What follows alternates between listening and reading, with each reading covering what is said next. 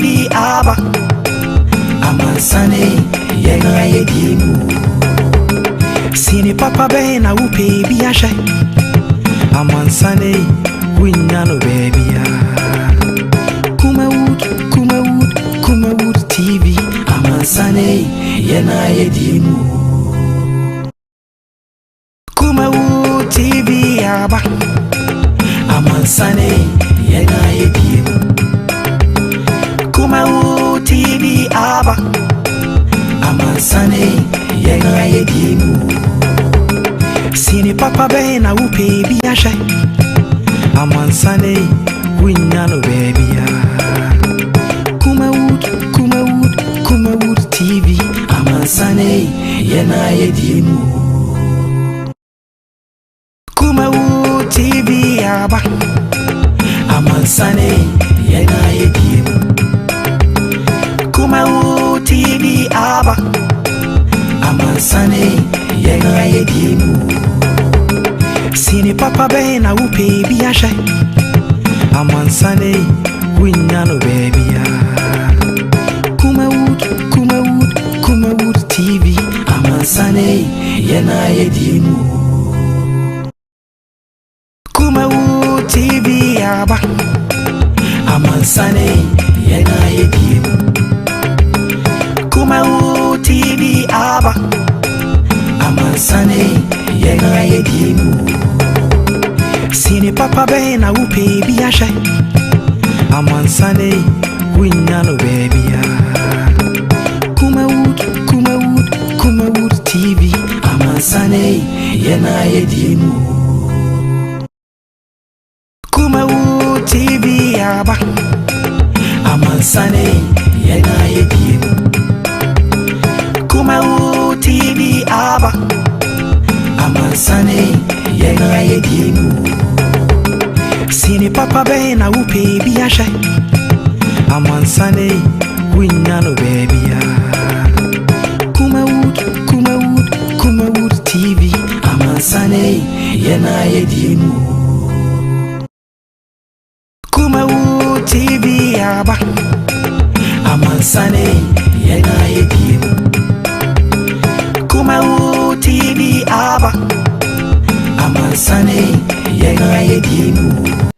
Right, yema yahefo akwaba na yemajo emfamra Sinopi live on Kumawood television. Nyame adom ene eye eda yawada the 25th day in the month of March 2021. Ya transi yebenyamre na yetumi edi enkomo. Ya transi hyenense no nsia so ena yebe sori so wadwenkyere odebeba na nyamre akenkan etumi edi ama enkomo ayedi ene no enkomo etwa se wo share with us your views, your thoughts, your comment ni nyina yeboa na oman no etumi ekonkan o my Ghana se be ye se enye jamino mi no so, but I believe say with one accord, with one unity, united we can make this country a better place to live. Enti atrans ebenyamre na yedi enkomo wonu say ene the Ghana's finance minister designate Ken Ofori-Atta oko vetting uguso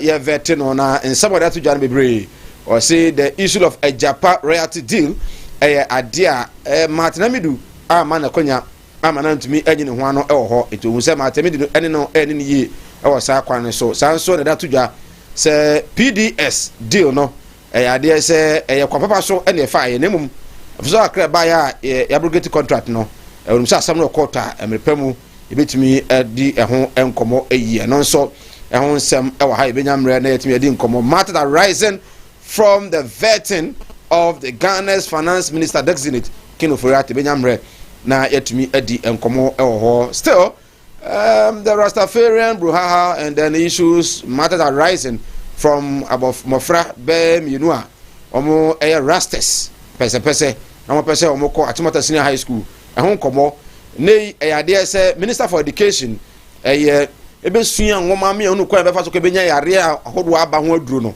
ye te Ghana ye ni mire kra na ye ka enwi ho ankobo na ye te o man mu a ye die o say ense fata kra nti o say etimi tutu na mayi na afi o man no yetimi adwene adwen papa ebenya mre na yɛdi ho nkɔmmɔ na afei nso wonim sɛ ɛnɛ the relation in NDC NPP na NDC NPP no issues ɛwɔ mu ne sɛ NDC ade suspension ahodoɔ ɛkɔ so ɛde ama Stephen Atubiga ɛna afei Kwaku Agyindaho NEC no atumi asuspende ɔmo ana FEC Financial Executive Committee of the NDC asuspende ɔmo ɛna afei nso the Central Regional Chairman Foreman ura baako ano no educated fisherman awo man Ghana ono so no Aletoji Corps ono so yetimi apamona free patch no mu. And then in NPP and ready to name say from Gideon Boakun, the spokesperson for the Vice President of the Republic of Ghana e dey atuja actually mu say amanfo nsem mo kan ni process ahodo abobo emiamia ahodo vantage points e declare say Dr. Alhaji Muhammadu Bawumia, the Vice President of the Republic, our ambition say obetake over from the Nana Akufo-Addo in the party no omunimo all what they know and they say ombetumi aboa ama Nana Akufo-Addo vision to be go man no etumi akoso benyam red na no so etumi e de ho enkomo extensively ewo ifia say na nim say me no ka say ade say the Black Stars of Ghana was South Africa omone Bafana Asiamu AFCON qualifying no omo eni enya agrokra onu say Ghana group no nei 9 points ena Sudan ewo South Africa 9 points with 5 matches, Ghana 9 points with 4 matches, Sudan 9 points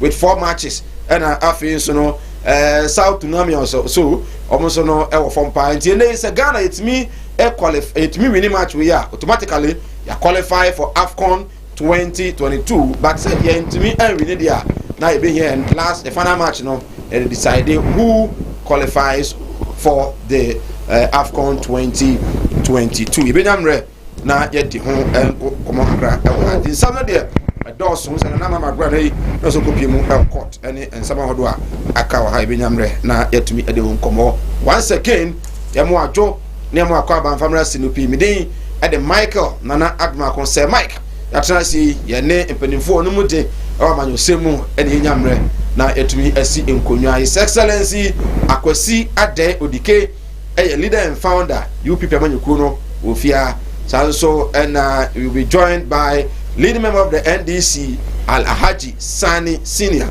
and afi DCE for Secretary Kumawu district mia mimit na mi pa nyagro kra nyen ya bobo abomu pa pen ajekum Samuel ono so ba join ne atimi adi enkomo ye ntwa ho emra sema yeba ebenyam ready de enkomo share so say we are live on Facebook Kumawu TV, YouTube Kumawu TV and afi so other social media portals ni obetimi enya e ho aseda enkomo God's Way Casket Shop, Tawhid Naturopathic Clinic, Alhaji Malam Mohammed Spiritual and Herbal Center and afi so no Kumawu Training Institute omnyina so asemede dwumade no e de abroye twa homra eba benyamre Finance Minister and vet hon komo sanso na admission blues are so Rastafarians near the day and afi so the issues are e ka hon nyina benyamre na e de komo eba sisia Yaro ahodo ben na agi nipadua no aboso yare bi ti se eni yare akoma yare wadumu ato wontimi ndidi oba ne barima wontimi nwo me kanfo Tawhid Naturopathic Clinic adodo na efreye Madam Katri Clinic di amawo Madam Katri Clinic enam homeopathy naturopathy subetu yare nyina efri ho yane kofa bae de Madam Katri tonic aba adwaman so eboa siesie nipadua no ne titiw ede ma emma wonoma won fichiko ensisi so yie sa wono Madam Katri tonica eboa ema woni padua no enyini yie na aboa ma wo fichiko so aye kama ye won fidie wa waso a ye de aba adwaman so a ye de hwehwe di padua ni mu eyi ya ro hodo ahintani nyina edi Katri Clinic ewo Kumase Asante Mantembu adi ne yewo Madam Katri Clinic ya re nyina last time FD ya hwehwe sei dwade ka to yi mu agye atum se eye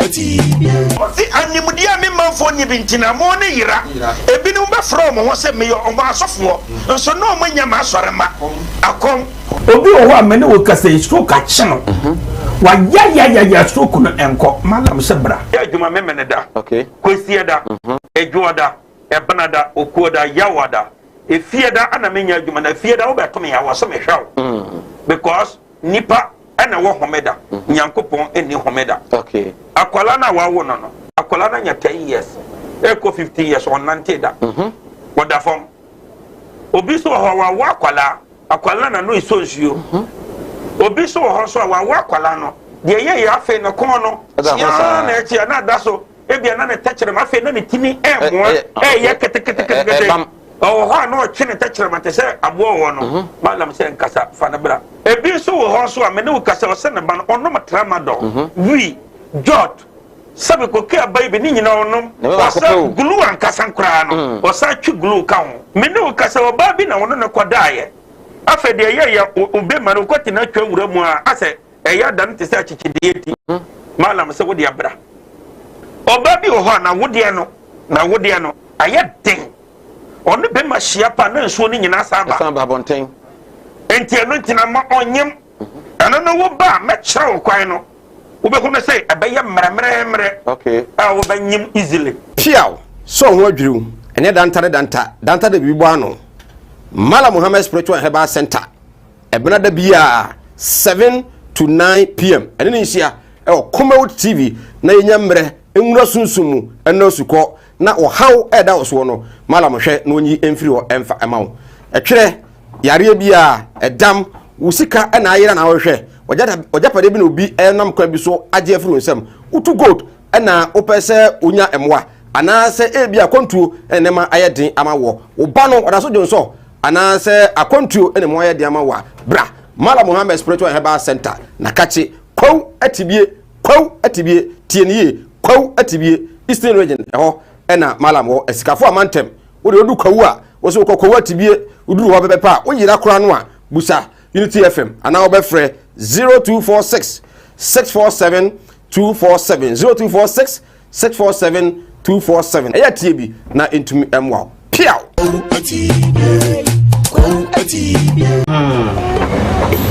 well awol pia obusa yese yifiri mu mo ye den ti meslewa mina fa kokko wi mina se dia wa wonu tua wo fa se no mo ye den ma me ti wole mina na wo yere na mfa nkonko ye tiguma na ma me wai ebusa yenko nkumase munko nkumase Martin Luther. Oh, nah. It's been a long time. Oh, yeah. Missy.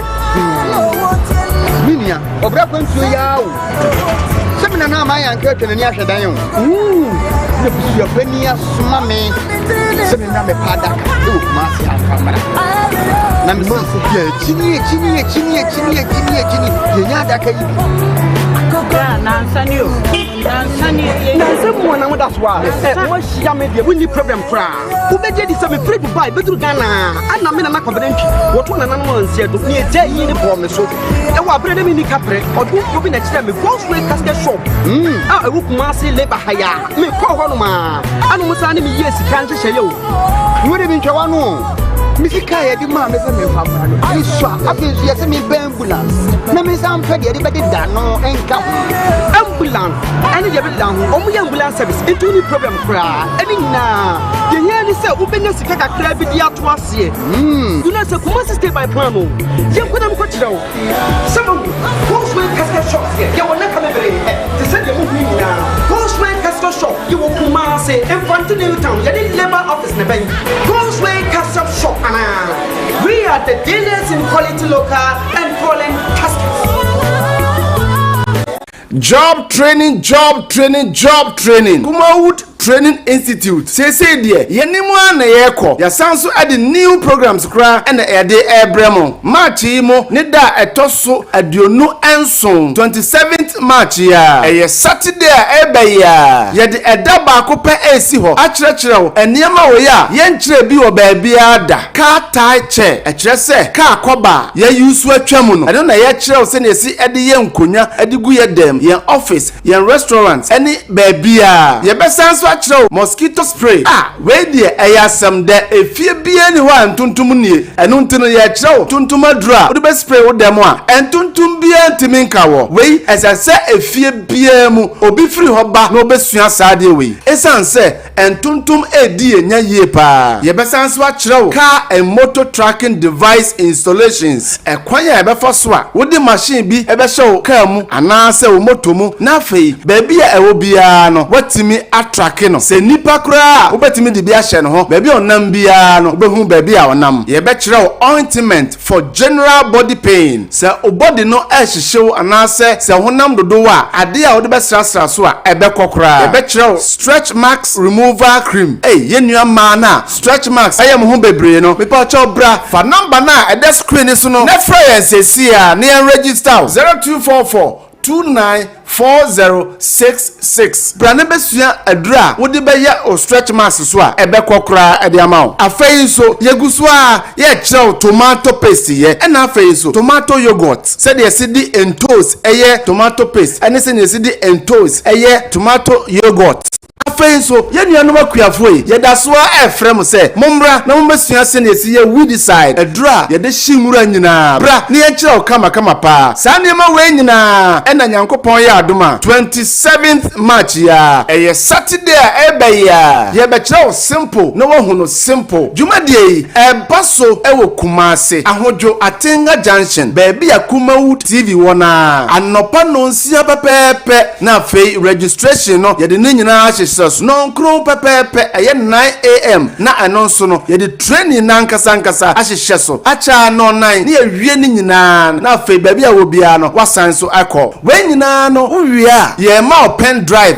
videos ni nyina ewo so enti wo fi ano anse ubo video na se ora fi bibia na wakai ye besan so ma handout anonso ya twetwere bibia ewo mu ye be ma lunch awie aduane a obedie anonso enyina achimbi afei so se wo fra chirichiri na wo ba baabi a obeda ni nyina nso ehyembi ni nyina na obetua eye 300 Ghana cedis per training no eye 250 na pen drive enso eye 50 Ghana tua we ni ekere osane ma we nyina fa number na ede screen so no na free ensesi a na register 0244 294066 eye Kumawood Training Institute wase eye nsano dwuma hemfie ebeye butu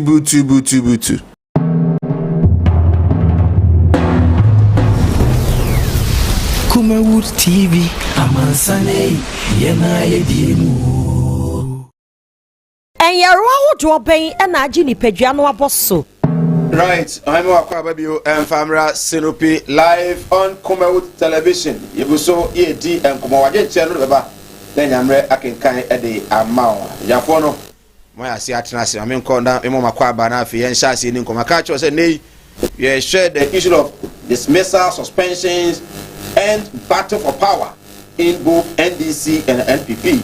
We say in the NDC for a more than to Jokopoko, Sanso, and Kokomido, and Stephen Afibuga, you suspended or more. And when it comes to NPP, barely 4 months after the December 7th elections, Manfire Sepa, they want to replace Nadan Kokufu Ado. What is the implication? I see Sepano and they say, Benyamre. Yedi komo one half a vet na air course when sama wodwa finance minister designate no brata dia to Johnson be di ho enkomo and other national issues sending so aje chalo ban tene nyamra kan e dia His Excellency Akwesi Adey Odike founder and leader of UPP amanyoku my Ghana kofarba when yakwaba yenia wi aboko de yesu adomode yankwa che we see to say na no nyankola de o nyame na ye nyame na ye sanity na wo de odi jana de na ye nyina odi dia bobo bi ho mate yese ai ekom de abrewa no ka ni nana oh okay de wa ka abrewa no ka ni nana okay but then minimum so follow sports ne blasters ne Bafana match minimum so follow sports and now the whole area but you see man corruption yama and diminish the national okay interest and here what first no crown every home because when I okay okay where not sika ko no for no reason maybe I can get up say money in eduma if you try to yeah say one forward one step forward 2 steps back okay 1 step forward 2 steps back okay jama your interest ani wo mo confirm now I had to take Tom play and buy and check you were free I don't know we are on the fun we see guys we see Robert Mensa okay we do go sports stadium wo obi a player when it does so obi dia meko and then be no sir ba dia just transition okay both local and international Chelsea ne people so me interested because woman we for ana ki ni ya ka ni ni ku ne no national and your master. Okay, quickly. Nti na wo policy bi ananka wo win elections a. Ana se wo nya kwanya bi o man so a. Wo dey eba when it comes to sports. Of course. You need to say course ana e wo kan no. We need to reinstate it. Ana inter schools. Gala na e bobo no. We need to reinstate it. Ana football academy. Ye pese ye no. Yeah, you need to say 4 subjects: maths, English, and the subject of the player. Now, your team school. You train only for football, but alongside school, sports academy. Sports academy. And yes, say you coach one day, but English, I mean, mass of mass just to make them be part of the economic activities. Okay. But basically, sports and identity more, so that we can also nurture more players. Mumutumika, your complex Kesia, athletes, any footballers, any those talents, in nature. Okay. So that we can get a team one solid. Because it's a miscount. And when we bring them up, so be a Caribbean crown in Bobo, no phobia. He can easily walk to the school, not justified inclusion. You who say, or the hidden talent now, no man will know. Okay. Now, we share there or call classes, be a bear, say timetable no bi o be sua de awia anopo me ko training awia no moko class se no ma sai na e do moko awusia ya ne his excellency akwasi de the candidate and founder of UPP Manyuku era ye di enkomo aje nche ne fabra na nyamre enkenkan emfa emma ye ntwa ye ho sema emra ye ba wura mu na afi ye de amanyesem ho enkomo animudia me manfo ni bintina mo ne yira ebinu ba from ho se me o ma asofo nso no mo nya ma asore ma akom obi o ho amene wo kasa stroke a cheno wa ya stroke no enko malam se bra ya adwuma me mene da okay kosie da edwoda ebenada okuoda yawada efie da ana menya adwuma na efie da wo beto me yawo so me hwaw because nipa ana wo homeda nyankopon eni homeda okay akwala na wa wo no akwala na nya 10 years eko 15 years on 90 da wada fom obi so ho wa akwala na no iso nsuo obi so ho so wa akwala no de ye ya afi no kon no ya na echi na da so ebia na ne tachere ma afi na ne timi mo ye ketekete oh ha no chine tachere ma te se abo wo no malam se nkasa fa na bra ebi so ho so amene wo kasa o se ne ba no ono matrama do wi jot sabe ko ke abai be ni nyina onom wasa glue an kasa nkra no wasa twi glue ka ho mene wo kasa o ba bi na wono ne kodaye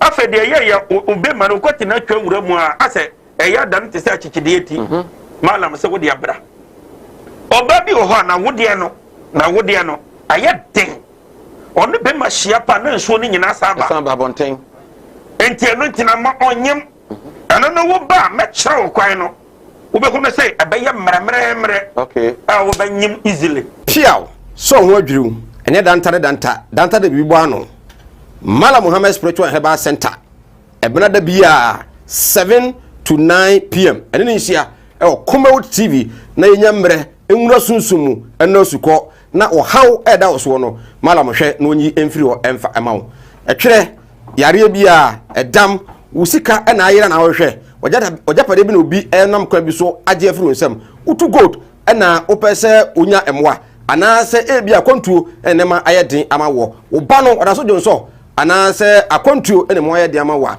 bra Mala Muhammad Spiritual Herbal Center na kache kwaw atibie tienie kwaw atibie Eastern Region eho na Mala mo esikafo amantem wo de odu kwaw a wo so kwaw atibie uduru ho bebe pa wo yira kora no a busa Unity FM ana wo be frɛ 0246 647 247 0246 647 247 eya tie bi na entumi emwa piaw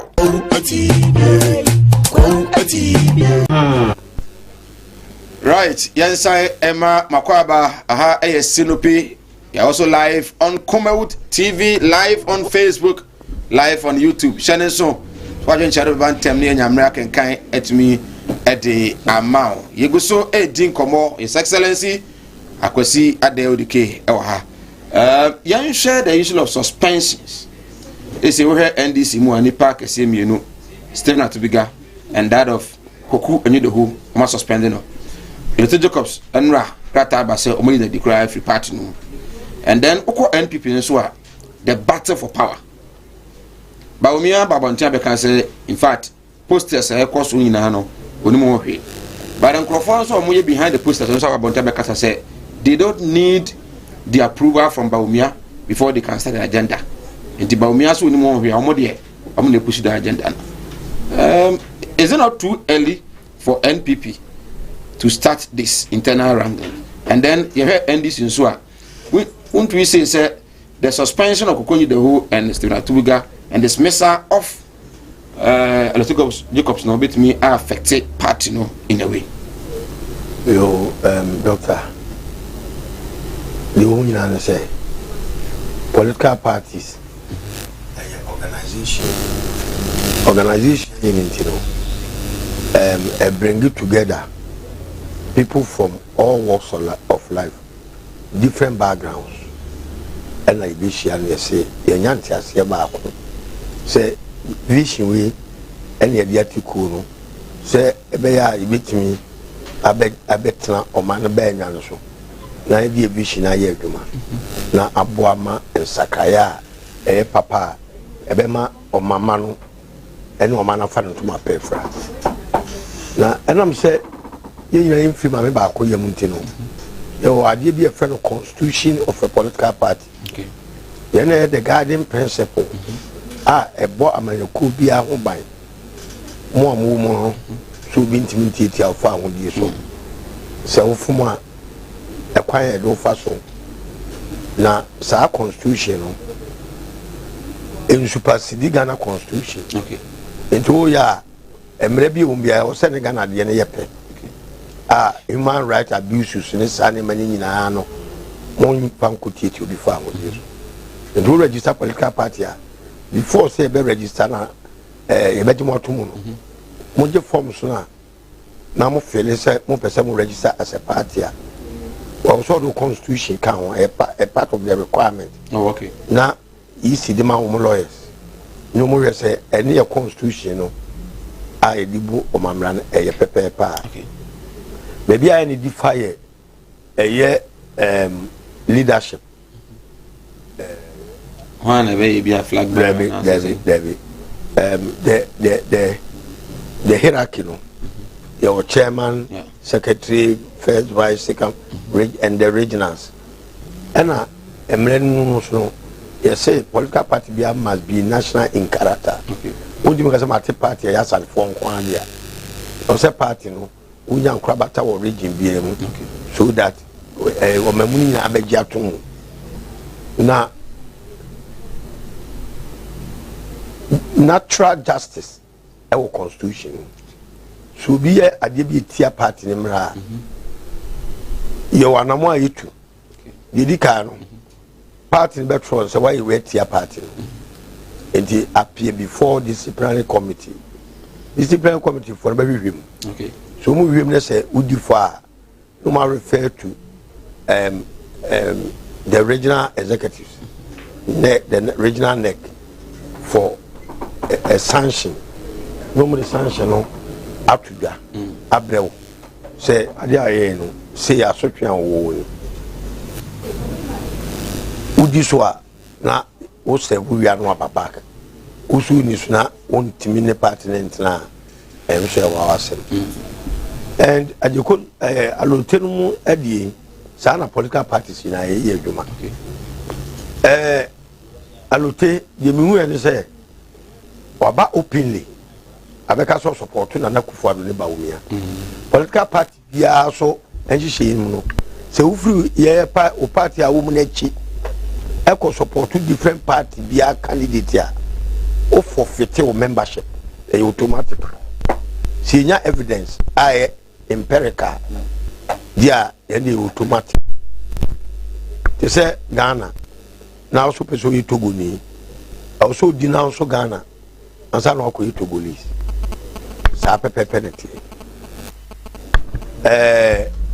omuso I suspend you no but on the issue of Alote say on council we giant NDC but o say wo hwe amemu anado ebu ene wo hwe ba omia he say he support them but NDC and kasa dey no only kan council we giant until say party for no nya issues no say na beka so we giant party no ndi obi ntimi ka say okay well me ebia party A need there but me show the care for the care in particular there I support the care but I don't belong to the case party no party be no be ma sa akwanya no okay the reason is very simple you be share the timing ebra also all come for na Akufo Addo na be call election it we jawo party na to na we campaign ma another candidate our party from it's your party the amra okay and the alutena ba monte so no kwano utu sana mo na udin no sack himself and we let no de buy no the timing was wrong because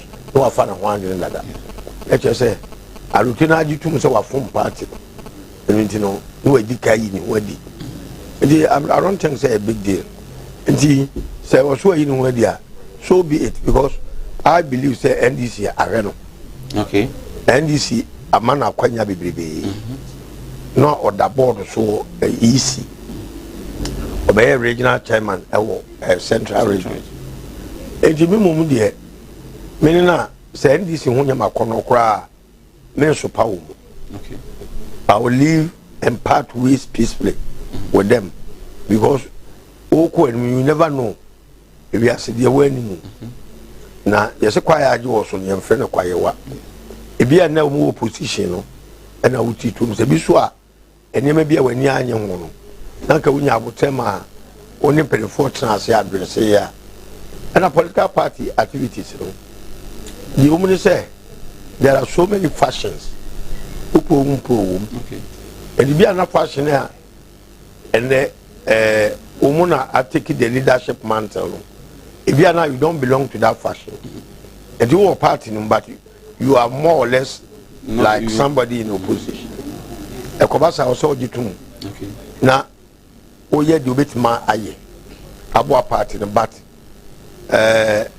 yebeka say hono na kokonyi do hodi na kwasha na say kokonyi do is a member of the party but now no it seems say on head and council because of Mahama fashion na onimu no yes no ana emeni pa bibidi yawo ti sa foko kwabra Japan and Kofo camp in MPP so ara majority of people are Kofo no me doctor ana ne nom ene kwa PNM nom aprekunom so many of them attitude and come rich experience no kibet me used to bear but Akufo Addo choose to say I can't work with these people. That doesn't mean so many members of the party. All that they need to do now is say, exercise restraint. Now, almost a bomb pie say, efie nwotwe ba besena ko na nyankopon ya adom na mo camp so media na ayeye de wo mu nyina so a meka che leaders ne say minya me call politics no enema me hu leadership ho no ebi ni say political activities any leadership a game of interest. Okay. A game of interest. Now, and I'm saying a game of interest, you know. We don't have permanent friends and permanent enemies. Oh, okay. A game of conspiracy. How? Yes. Conspiracy in the sense that say mas obe odike pa odike ne yakọ infra bera. Say mas obada ben. Ko ka bibia ebe discard odike no wa ne free ho. Na me ba show. A lot of things go around. Enya asem keto akwa. Twanantini konkonsa the enimu and so many things. But a good leader, and say, he cannot make it with a divided front within the same party, and even the national level. But you remember, because my domina say, Obim Pemasem or my party more. All that I would do is say, measure the common interest. Okay. What are we looking for? You say, ye put to me, now your policies are. Ye wano abe ye mama as a sangana. That is the ultimate. It is as a mass a party no menya as a leader, I have to find every possible way to bring him on board. Even though within me no say mass on premasem say Mike on premasem sorry. But say Mike must be part of the winning. And the interest of say wo on permasem enemy a issue say wo time no yemi aso yes one common interest. Our interest is to win power. And you can't be left out of the hook. Me you free when ye bayana strategy bi nso ni ho say some crofo we na omo pay asem dia why don't we make some bad campaign be against them? Na in opposition so that when we are in opposition we reorganize if even possible we can even come back to power and yes anchor for group na view a bad notion because when you are in opposition the guarantees of a cyber power no it's not absolute. So say be a minor parties na maka na problem, but if you look at NPP NDC there is 8 years yes I say for Republic 8 years. This NDC maybe or take be anonymous say it is likely 60% say 2024 after now they are coming back to power. No, there's no guarantee to that effect because that cycle can be broken. Trust me, and I could forward over power no. I was of the view say Oba be break cycle no. Okay. Now MPP as a political party maybe omit ma transfer 4 terms. But to our utmost amazement no. And I could forward I bet you maybe a share before more. Ama I did clearly say MPP and one yakono for now. Oh sir. Oh yes. Because corruption na the integral message and na kufu adu gina so a what did they say the then Mahama administration no na kufu adu nsa ne timi na fuina is made in corruption. Mokasa na ya na mentia because when me know minimum there so with me appointee say na not by or no as a president no this and that and that and even the appointees are more complaining say or they are corrupt no. There has been Shraj report, there has been parliamentary select committee reports on some of the allegations. They have been proven say so why do you consistently say the man is corrupt? Oma me kwa from no man is also aba.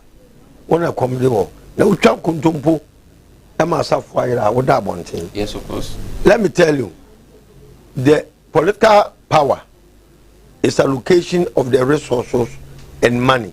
Yet will manage a padding in BBA Nationsa. And ya oh the entire amount is all catch say Obakata Shane Pro will be to us. Say Mike, let's be frank with ourselves. Mahama regime and an Akufo-Addo regime. A debate partners in terms of corruption and in a fight. Where West, I'm not singing praises to Mahama, but they are now to kind, you know. You say the word corruption crowd will disappear from our political settings. But Obai was setting up special prosecutor's office. Papa na wa yi no say na na Akufo-Addo obey adwuma no onu so the mother serpent of corruption. I am na America and protocol je na kwa je bribe sika abamu pedimfo family and friends corruption. And yet let me tell you something. There's difference between bribery and there's difference between corruption. Yeah. You can say bribery eye adani mudie o dani bibim na waji bibi what I say obi pe adwuma na akutua bibi na ya de amano wo dani mu ka wo sa wo na wo ba e no bia betua ska say deny minue na jiwe na me mesha wo ya no ye adani mudie wo dani mu okay what I say and ye wo corruption ketasehye o kata so no wa hye e bia na wo na nyeska na exchange hands. But why me papa bi? Papa na aye me no adwuma we nsese ka wo kohye wo. But papa na aye me timi do akoshe wo. Okay. It's not by marriage and no corruption. Okay. O girlfriend ni I say we bibi ma no. Eti kohye ha. Ebi so eye chronism. Me do kotoa asem ne abusuasem ne dosu e. Abusuasem ne nepotism. Yeah. Chronism ne say me penkofo bi a metim no mu akabo ma ye na pede ama me eto ntie. Okay. Ana nepotism ye abusuasem family and friends said na Akufo-Addo ye no ni nyina tia omamra no. Okay. It betrays leadership. Eti enya say what so be say or bribe, but the organizational behavior of the government depicts that he is not ready to fight corruption. But at times I can say family and friends government or running. But in answer I will say what here I was here flag bearer of a party and leader of the founder no. And yet they are no one in na no automatically becomes your friend. Oma be your onamfo no unuanom yonkofo omunya yi abeko bi omo are obeko omubanya pro abeko enti ube ye president a sankrofo na no mo sha ase no ano omo na your friends no and they are the people you appoint definitely no. They are part of the party again. When you have a party oma oyere wo fasefo obi anim say actively they are involved, they are also members of the party contributing their quota to the party. Who any power? I didn't know from so on say those people know if they are capable of handling a position, you have to deny them. And from so on say when you win elections, you must have a clear distinction. We be detach a party from the government. We be nyatu Obama so a president na we will be a leadership wasia. O party asem no da baby. Is the party that forms the government? No. Forming government doesn't necessarily mean you are party members. Obi okay be aboa. The party that do have power. Other party they say, showcase your abilities, your skills, okay. your abilities, your capabilities. Party na aboa me maba. Na when be aboa me menya munyam. Party man no so wonu dia betumi abo. Me say party na de menya ba. Na when be aboa me adwuma na Ghana 4% me yen metimi ayama omubo ato omuyam. NDC ni were very good power. I've been monitoring him. Me de ko to finance obetumi aboa ma sika enwunu. Do we NDC ni but I have confidence say obet my adwuma no. But the sabotage can be there. Okay, say special prosecutor must let me do. Or reason you know, there were a lot of way the Japan and co said, I can say, omo catch and another no wenti because once an NDC member, always an NDC. Omo leadership I say, right? We a leader on. Leader be a bit more succeed from a divided front. And Ghana here breno. The whole nation, the interest of the nation must supersede every other nation, other interest. If you be a president, or family members, even experience of many business, I have very much suicide. I say, oh yere, oh ma, we bush your for become business. Wow. Yes. And who takes over? The business is an entity that must grow. Limited liability. What is our work? What ana we no na wanyini. Obi o mu bia wo ye adwuma bia no eye worker, including wa otepa wa create adwuma no. We are all contributing to the company's success. A family and friends are. Na sa no shi na fi ho. Na woman limit adwuma no to omo personality. Say me bra na ne dia. Me kunu na ne dia. But company ni obi a mo nya mo ya workers. Obi a contribute say company ni benyini na atena oda. Your companies were 1857 and your form more and that's all adwuma. That is the brain behind it.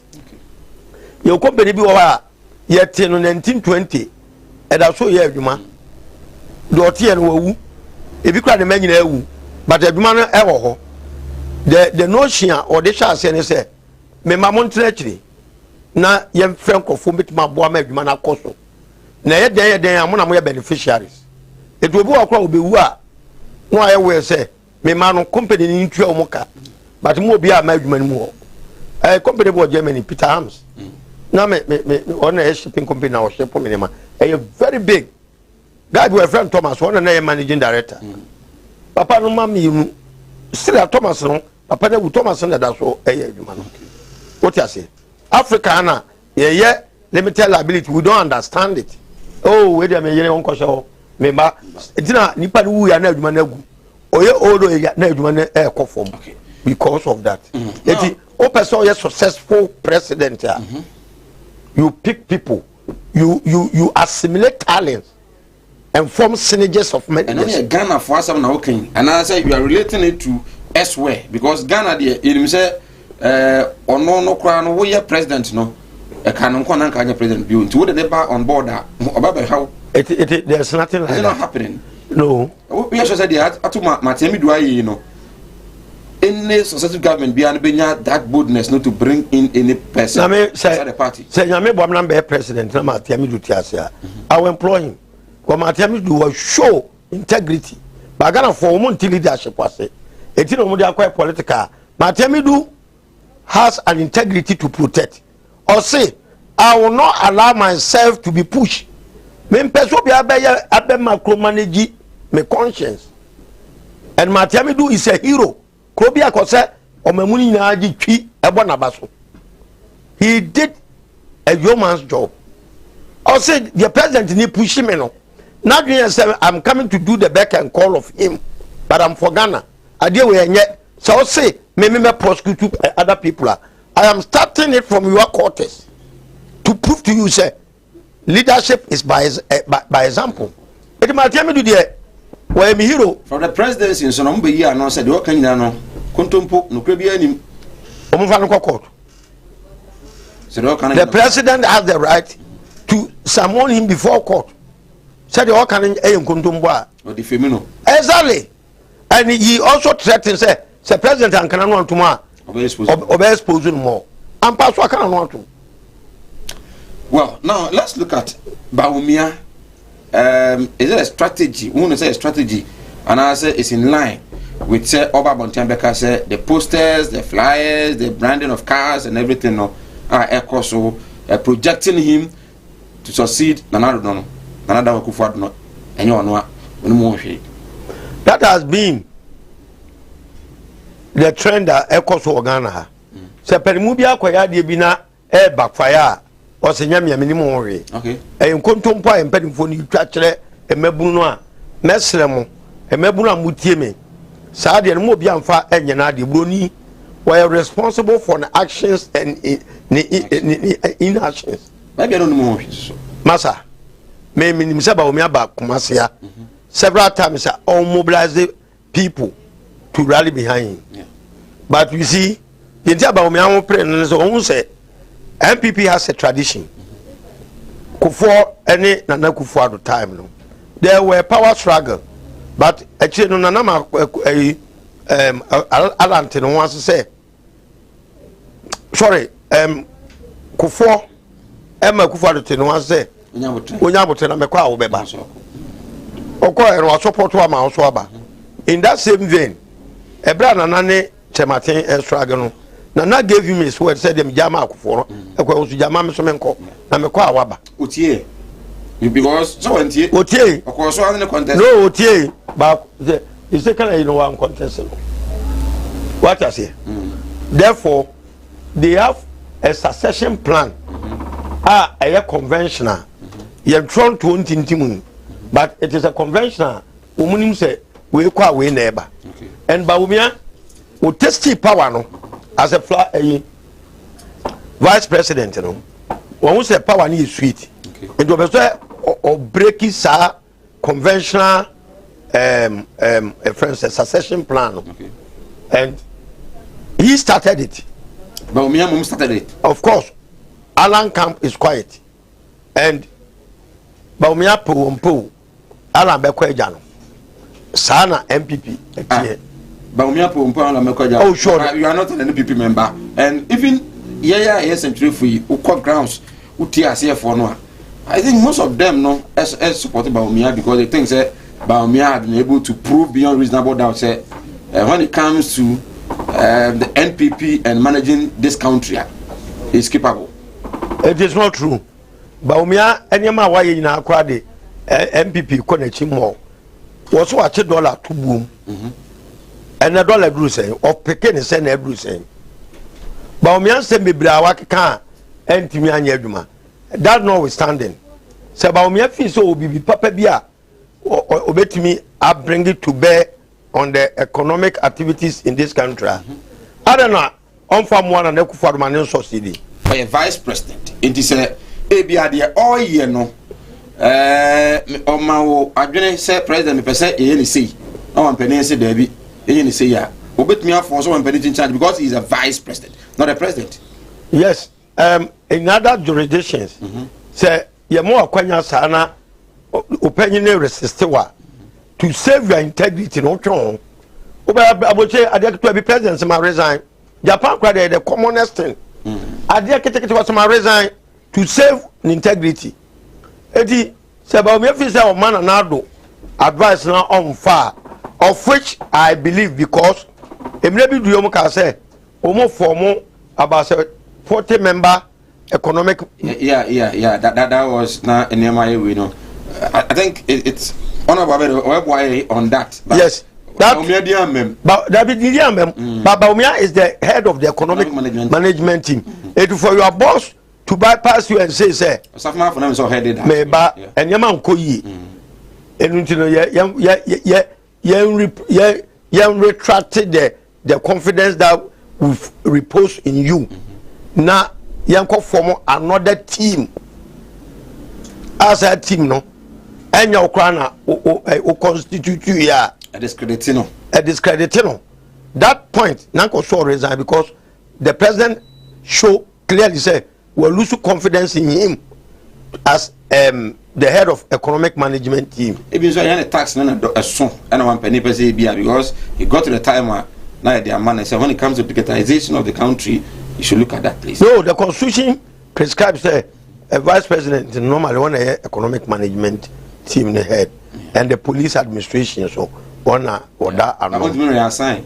He has the power to reassign. And Dinanka was said by Umiana and Kaseme, Medumano Suntima constitutes our body way to also back me up.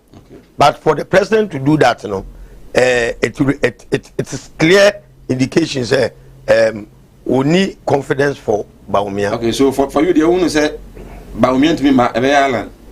Then again, Alan Chamatin, Ubia organ say after the Nakufu do no, a convention, a party convention, a conventional succession plan in NPP. Are you sure? Yes, and Madikai amount and Yema a money daddy. Now, Bawumia must exercise restraint. Okay. And yes, I the warrior no a bed delay Nana Kufuado and Yema Pessoye, of which I believe they have nothing to offer. Nana, ideas in answer. And you move no budget no. Esther say taking feta. Ghanaians will feel a very excruciating economic era. And no, it normally it normally creates hardships on the people, which invariably also create a sense of insecurity in the country. And if say a koswa a bema social unrest, any popular uprising, Abba. Right. Because the man in charge, on finance minister designate or vetting. My member DC for such a Kumawu, Honorable Samuel Ejekum, Akwaba. I don't want to be able to call there. I was your phone now here. Na Edim say, yes, a year. Oh, yet I who I see. Well, you didn't come be na ye share the struggle for power, who succeed Nana Kufuado, and then the issue of the NDC suspensions, and then other matters are a but then I say one party no from His Excellency Decay, just a party Nankasano. I say Nimdia Mo in a necessary again, Bawumia looking at Babia on an adwa be Druno, and you can also twice be Ukra as a president, won't you can be a dual answer, and mo party Nelson Akoye a Busia party, corruption as a mama, Nasanaka corruption, no answer party, especially an adwa, should have taken Martinamidu on. And then NDC issues, suspensions. Mean you? I mean, yeah. Yeah.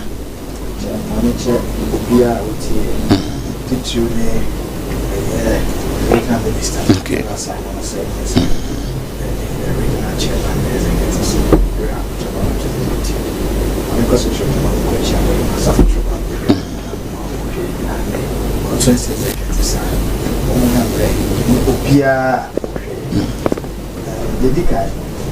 There hasn't been a struggle for power. Oh, sir. But before you go, sorry, who said we bought about so bad than away? Oh, yeah, definitely. In fact, Naka. Yeah. I say, other side of the political we no crown divide. That's almost powersome. Almost we active. And then them say for the person. Omo ye kakra de I'm for na kwashe we group yeah. Also we also person we can over ni na bi ho. We are mature to sustain internal forces and even external forces. Okay. To keep the focus on that actually we mature. Okay. Koma ye the make there is nothing like power struggle. Oh sir. It's America say the party to a very near court, Supreme Court.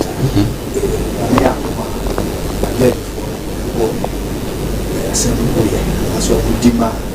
Sitting president. Nimunya na ye different transition agreement. The whole one is all of our members normally very busy looking at Parliament, how balance so one still focus now says they want to sell more power struggle. But we are better it's a Kobasa, many ministers, so we are better. We are called budget abalaji ato sese di aka ni se budget ministries no na omo approve na dey America say ya bomu na betre na do okay kai say ko congress before 2020 ara ye ntwa ye ho sema emra ye ba ye beto aso ye ba yesia ɛnyɛro ahodoɔ bɛn ɛna agye nipadua no abɔ so yɛawerɛ bi te sɛ ɛniyareɛ akomayareɛ wadumu ato wontimi ndidi ɔbaa ne barima a wontimi nwoɔ mekamfo tahwid naturopathic clinic adodoɔ na ɛfrɛ yɛn madam katri clinic de ama wo madam katri clinic ɛnam homeopathy naturopathy so betu yareɛ nyinaa afiri hɔ yɛne kɔfa baa yɛde madam katri tonic ɛbɛ adwaman so ɛboa siesie nipadua no ne titiw ɛde ma ɛmmaa wɔnom a wɔmfikyikɔ ensisi so yie sa wɔnom madam katri tonic a ɛboa ɛma wo nipadua no ɛnyini yie na aboa ma wɔmfikyikɔ nso ayɛ kama yɛwɔ mfidie wa waso a yɛde ɛbɛ adwaman so a yɛde hwehwɛ nipadua ne mu ɛyi yareɛ ahodoɔ ahintani nyinaa ɛdi katri clinic ɛwɔ Kumase Asante Mantam buadi ne yɛwɔ madam katri clinic yareɛ nyinaa last stop FD ahwehwɛ sɛ dwade ka to yi mu agye atum sɛ ɛyɛ animudi a me manfo ni bintina mo ne yira ebinum ba from ho se me o ma asofo nso no mo nya ma asore ma akom obi o ho amene wo kasa stroke a chino wa ya stroke no enko malam se bra ya adwuma me mene da okay kosie da edwo da ebana da okuo da yawa da efie da ana me nya adwuma na efie da wo beto me yawa so me hwaw because nipa ana wo homeda nyankopon eni homeda okay akwala na wa wo no akwala na nya 10 years eko 15 years on nante da wada fom obi so ho wa akwala na no iso nsuo obi so ho so wa akwala no de ye ya afi no kon no ya na echi na da so ebia na ne techere ma afi na ne timi mo ye kete oh ha no chine techere ma te se abo wo no malam se nkasa fa na bra ebi so wo ho so a me ne wo kasa o se ne ba no ono matrama do wi jot sabe ko ke abai ni nyina onom wasa glue an kasa nkra no wasa twi glue ka ho me ne wo kasa o ba bi na wono ne kodaaye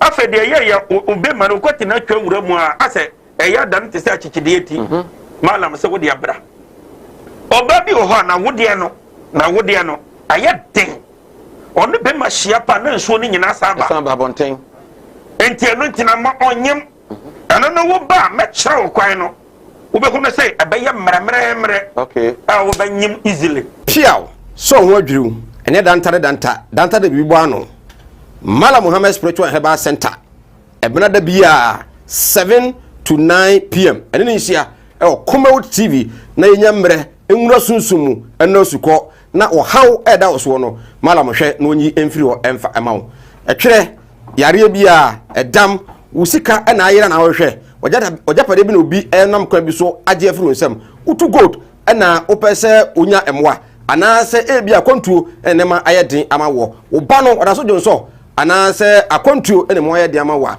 bra Mala Muhammad Spiritual Herbal Center na kache kwaw atibie tienie kwaw atibie Eastern Region eho na Mala mo esikafo amantem wo de odu kwaw a wo so kwaw atibie uduru ho bebepa wo yira kora no a busa Unity FM ana obefre 0246 647 247 0246 647 247 eya tie bi na entumi emwa piaw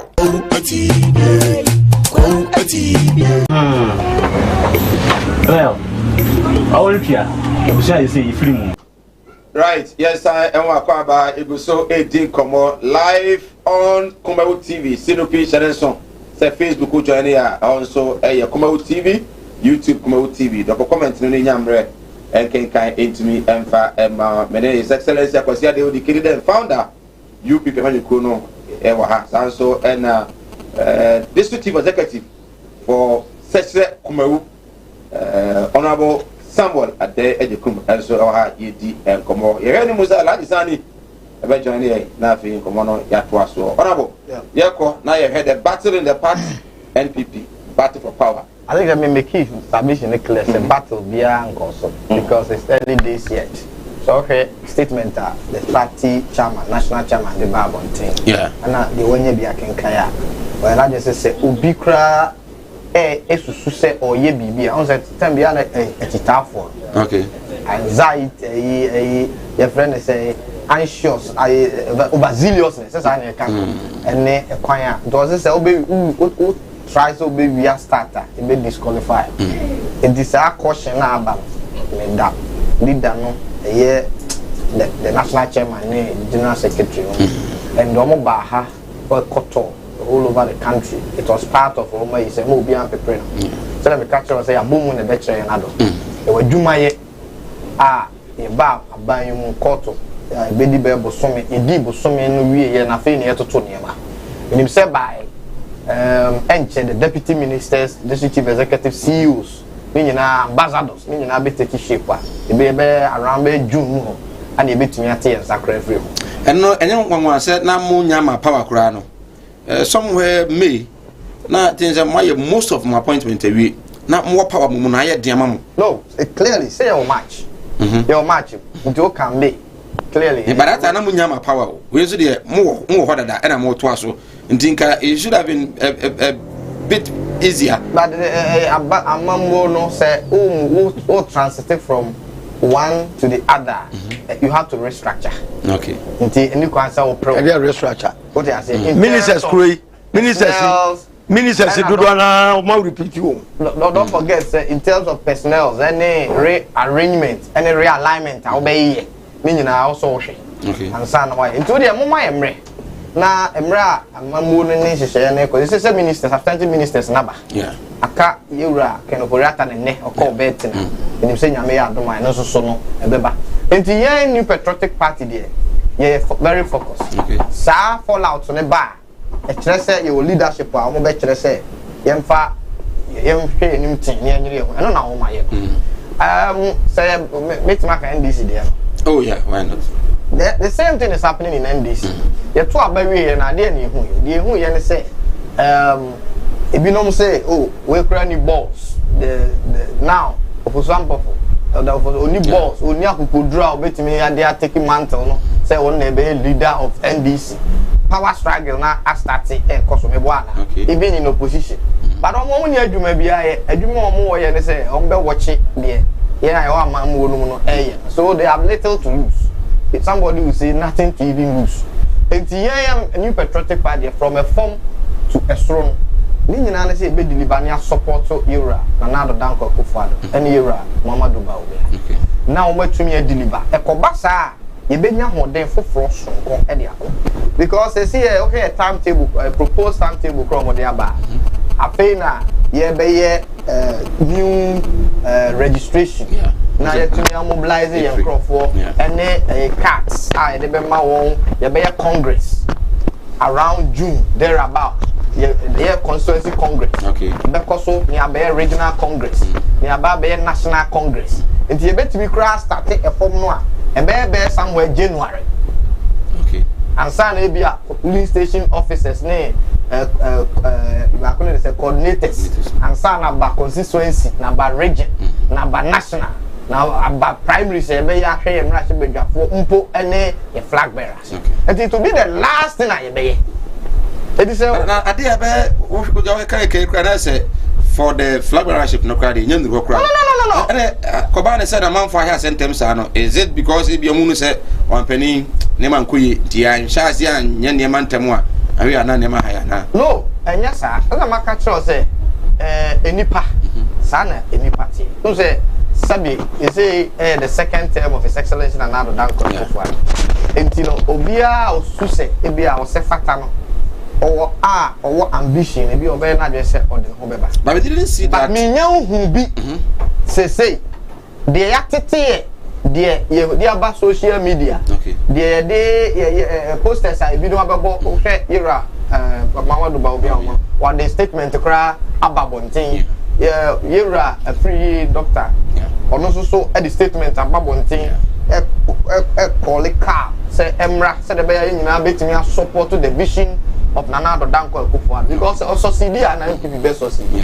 And that is the focus. And the baby I come to now here to no cry. In fact, you're moving free baby and pony educonomo. And it is important to say you better tire who you're at the grassroots there. Baby a buying all year Jumana man for do many.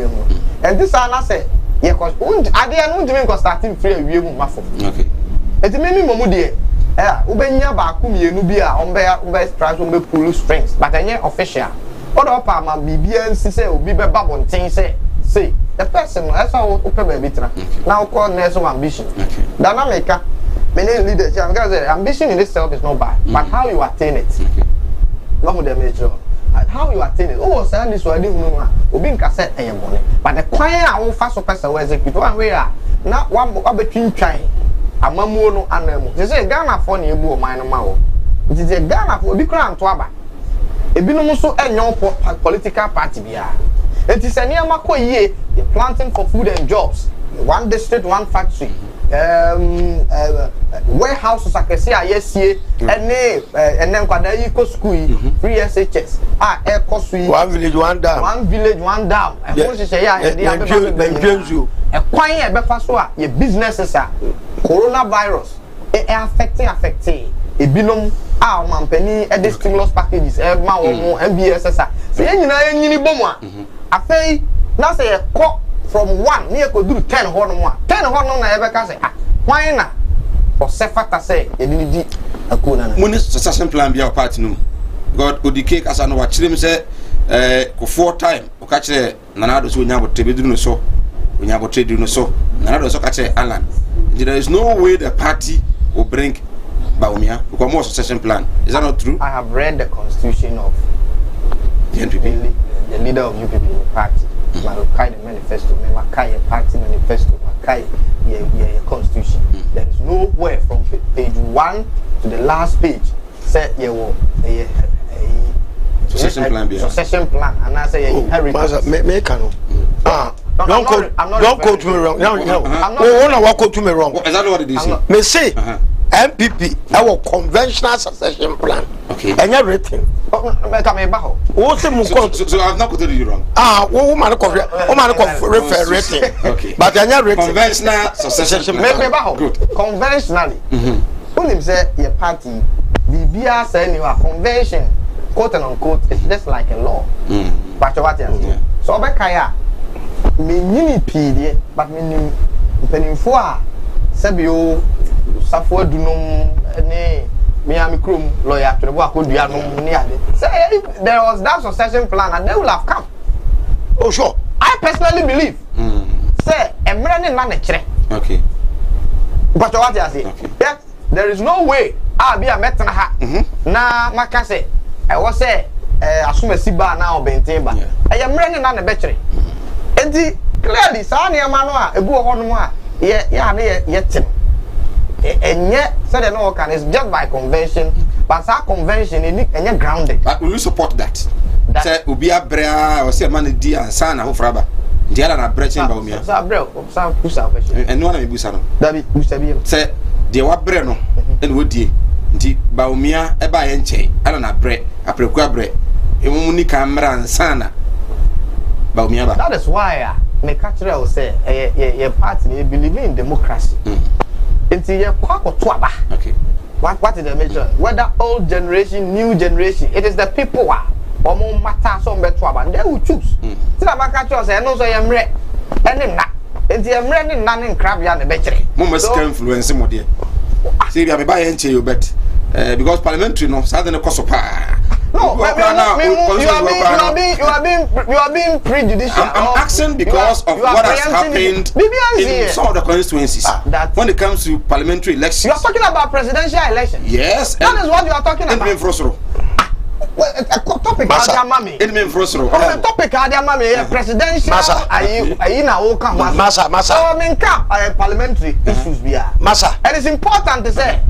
Member leader intimidating. It's important to say, Obeti must say, yewo ekwan fa so di yempanifo from polling station, electoral area coordinator up to the top. Some conform na constitute that electoral college, you know. Right. Delegates they will decide who to choose because in our party we don't have that. What is that convention says? Way old, way new. Okay. Okay. But Mamen Tintu. Get to heavy. Adia ma Akufo-Addo be president is Nana wa bre. Okay. That was the slogan. Nana bre yemfama no. And Monica nyendi MPP nkwane wo. Okay. commercial democracy, the highest bidder than winning. When the people decide, say, "Wanna, you person oba," they will mobilize resources for you to buy your way up. Idea obvious for Ghana. Don't sit here now and behave like ostrich. Say your leadership, you are Ghana, a true verdict of the people. It is inducement, and the highest bidder that wins. So that means that you in your party, like the same how Volvo is the highest bidder. But everyone has a perception. You're thrown out there. That is what there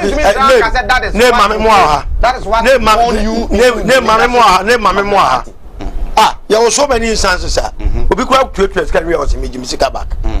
There are so many instances, sir. I could have course could have said, now who used to have a dear man was my MPP delegate. The papa and mamma Kwajeba. Yeah. Ghana idea Chemoto bikes near the NDC, Mami, friends, a movement organizer. Hannah, you would be a course. As a nation, Mumianya, no quaff for my own. And your party in Duke of Tantro. And that thing must cease. And Caesar, Obi the cocaine free Colombia. Abed to me. Ghana cocaine country. But who saw a specific question? Leader, who saw a specific question? I'm a catcher or say, and yes, sanity. Our MPP. Let me tell you, me almost who's a presidential issues now. Yeah. But I say, the top mean free as you said, the air as you see honor.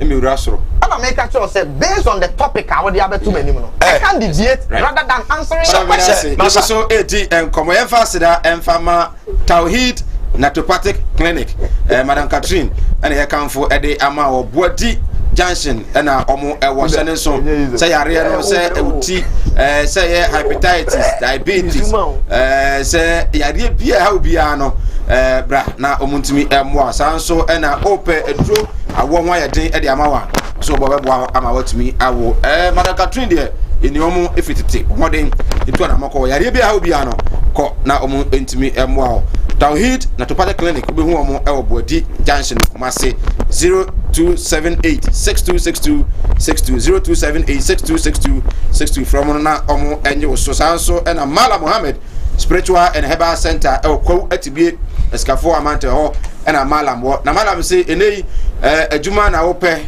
aye na ho ye den ama wo awo ho na aye den ama wo aware ho aye den e de ama wo akwanto wo sem ho aye den e de ama wo to gold so kwa wonya bi ana say ebia na yare bi da busu ni bi so atwere edam ana yare bia oba no na so nsuo odunso kete so wanyini oda so jonso osua de a ohunu a nyina no ba obetumi aboa na mom juma na we na apese juma tumi pagya na onye skagu nsamba de a bra na ontumi emwa kwa atibie Eastern Region Escafo Amantem na Mala Mohammed Spiritual Herbal Center na kachen e wo ida kwan a on na ye the CEO e de ma Unity 87.7 FM e ko atibie ko ho a omo ba kire on watumi akoma na emom fra homai chane so se adwara kosi kwasiada ina na wo ye dwuma fiada nko a na wan kontem de a ebia Malam ontumi enhwe wo 0246 647 247 0246 offer no a obaje so enei the Ghana's immediate past finance minister Ken Ofori-Atta ekoma sebedwamu na vet no na ye vet no ene yenko na yenkonko tie ne kakra nsama hodo a oyi ano e wo vet na ase eba to aso in the operations of ECG and to allow for new impetus that allowed for more efficiency in the delivery of their services apart from the $190 million that are lost. My follow-up is you have an idea what the state of the PDS account is and how much is in the account and whether there's been any reconciliation of the account with PDS. Then related to it, Chairman, is did you ever officially write to PDS and give them an opportunity to correct any of the matters that were brought to your attention relating to fraud in terms of their bank guarantee? Thank you, Chair. Mr. Chairman, you know the issues of PDS to a certain degree are in court. And I'm sure we will resolve those, at the appropriate time. But I think we did the right thing. I'm not sure that any Ghanaian should be having much empathy for them not being able to meet their conditions subsequent. And that is a good thing that we have it back in our fold to be able to come back another day in the way of the learnings that we have had and going forward.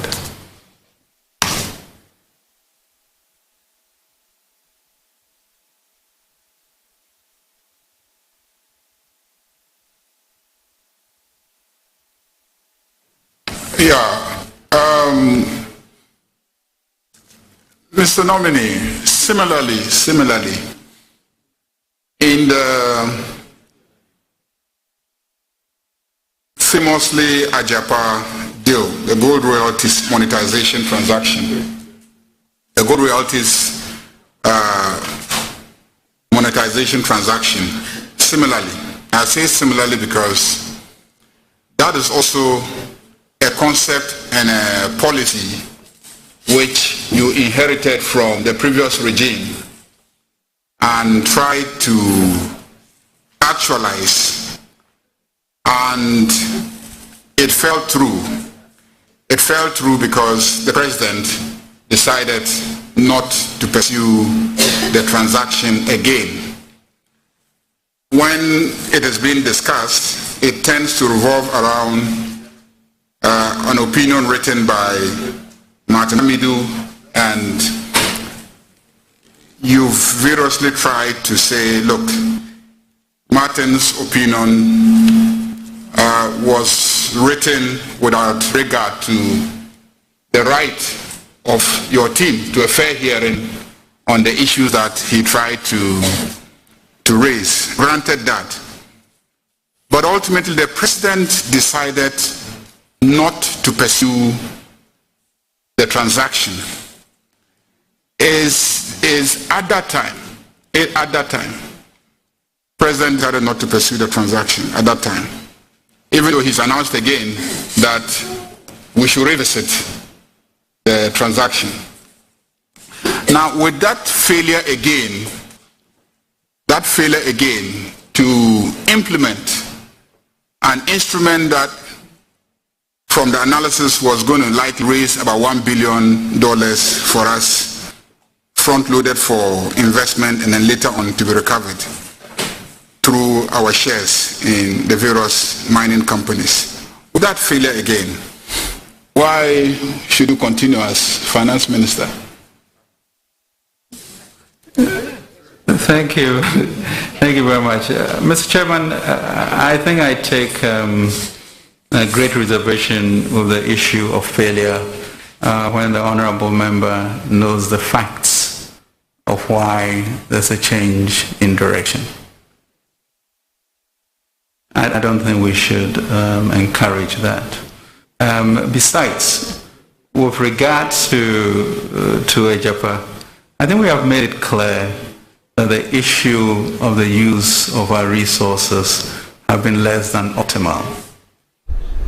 Mr. Chairman, right. We know... Yes, I am Akwaba. We a finance minister designate a Kino Forata and the vetting we PDS and have a Japan royalty deal. No, we and some ano a Japan mineral royalty deal there. The all can say here kasa ye pa. So the kewa hey when the kasa ye freezer we are say hey I hear bedru baby no. Na obi kwa no wo sika bi na wa baje Japan bi no ha ko wura mu a na se de sika senti no na amoasa, and again PDS no so no quite fast so e twa deal no right na some of the court into no on pese obeshada aka ho nsem bebre na ayade matramidu edin for papa wa mo no. That is the we are all can say wa mano kwama na edimi enyini ho ano. Excellency mention say finance minister on vetting and some ahodo a we are no Ajapa deal and then that of the PDS and other issues. But I was economy no said this AC session the to us be boa. Minua. Sanya Ghana ha. Me hu ba bia democratic well structured nation. We be the president no the nua be finance minister. Nana Akufo-Addo be kan asem bi. Em say Ghana for adwuna nko so say ebra me pesika abedi president. Mo amokeka se be di nua be vice president na mo wen. Nua be finance minister no. Na mo wen. Yadanasi. O kan direct direct. I listened. You be the kind. Me kind say na o kan say o ye party na party ba. And na time our campaign and you na boy. And then you na so approve beyond reasonable doubt say obetimi position. Go and check. Nanado make this emphatic statement. So no Pisca no. O Pisca be the president. Na honorable mo can say e family and friends na mo win. Okay. Masa aban we abusua mu ncheni aban. Verting o no verting. Nana Akufo-Addo I na say obema ni nua na sa ba be finance minister no. Verting bo, verting amo. They will find every possible way to have their way. And this is exactly what is happening. This man has no shame whatsoever. Now, Maminka Semcho, finance minister way, maybe you show you but me when say Okojena home wa buchire just to swear the vetting. Now hwe the besi ministers no a omo yen vetu omo no na fe so budget no na oni bibia obeka ti o se yura o chime o se chime sade nanim kode look ejapa se modem abusuafo na hihye na the hierarchy na kwa abusuafo na Ghana for say any bia CEO kura aduboy almost a permanent CEO I just say you tune ye obi antimi medina de ensem basabasa ne wo se na mako no masa se mo de ba enka mo package kwa kamunyi Japan free o because don't forget say no abel law parliament pass you omu NDC for wo call out and MPP for no e dey almost simple majority e pass here it is cardiac implementation. Na se mo anya mutibo na ebu mo fo a. E dey na cardiac parliament agia to mu. Mo sa da ko mama tell me to say on halfway second look. You could have gone straight away and implement it. Bibi to say friend say savage cars emre. That pass it. But na Akufo-Addo say was suspended. But I will say no President Sanchez say and go back to the parliament. This say scrutinize it from the finance minister Nazmo Kaino. Assign back to parliament for approval. But me say parliamentary procedures say when a motion is tabled, the first reading, second reading, and parliamentary assent. Nana Akufo-Addo was signed. When it passes through the parliamentary presidential assent, a law, how do we revoke it? Implementation no law be anyway implementation stage.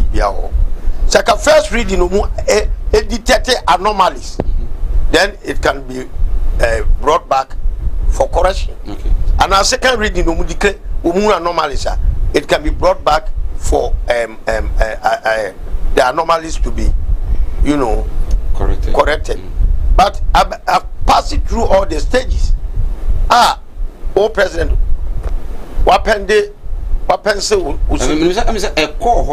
okay, was it after Martinamidu investigation? No, and I'm penny can say yes. There were public outcry, and my president can say Martinamidu him. And also share Nyama a woman enye and no advice say and no anyo muda a cofa way by. But you see, this finance minister only credibility. Why do you say that? Massa, And the banking sector cleansing our way, you know. Almost the parliament said no. Everything wasn't right. I don't know. I know of Unibank and UT Bank. Yeah. The rest will follow suit. Control.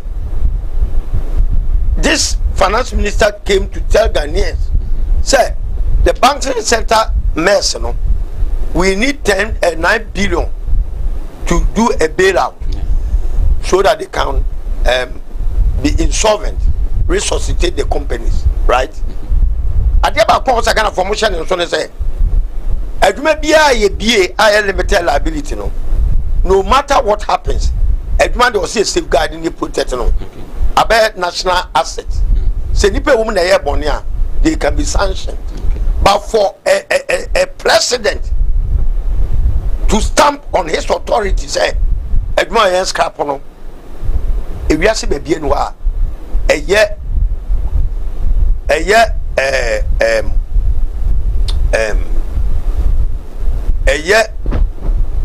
democratically, dispensationally contra Obama, most of American companies were distressed.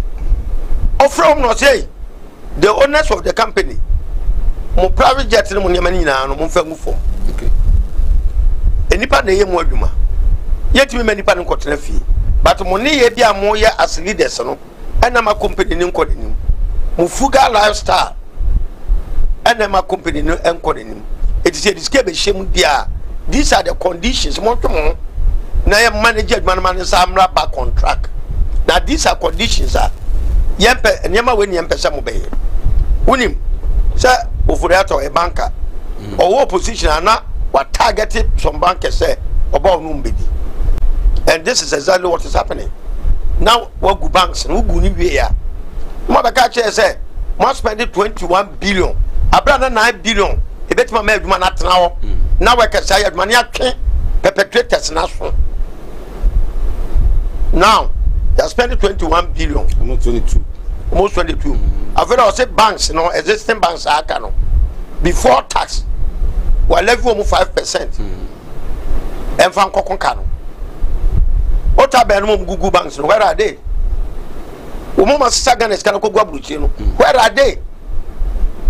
Now you common people need to say Escano. Then when you tax the banks, they also offload it to our their clients. You understand? Kano Foriata, the budget to Onimu Bidia. I am telling him today, say the indirect taxes or the euro remu bebeno or the cripple Ghana, in the sense that income tax, your income and taxable, but any power on your taxing no. How do you want them to live? And the 6 taxes about any nano, indirect taxes. But it's allowed in the constitution. Indirect taxes are allowed. I mean, can't say not allowed, but it is applicable where majority of the people are working. But we be on any income, no, we don't apply that excessively on them. Now, me say, obviously true. Okay. Because the actual any incrophobia to say niti would muma a soldier for harass a man for election winner amomo as true. And the Bank of Ghana Nanka was government 10 billion. Information mema Ghana say the money has 20 billion. Bank of Ghana transferred 20 billion a man finance ministry without the prior approval of some now funding the government in here. I will refer you and once a baba parliament. Okay, right. What I'm saying is Ghana where you need and that's will be with this government. The person ya no family and friends who mugidi right yeah no I stop on right and Ghana when you go pon kwan bit my rest. Good. teacher Abbas dear okay very messages so honorable mentio the name say na leader can say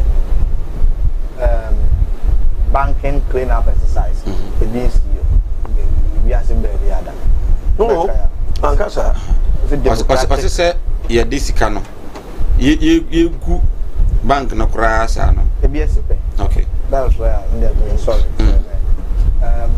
over about 2.9 billion naira in Nigeria at the core to save their banks. Okay.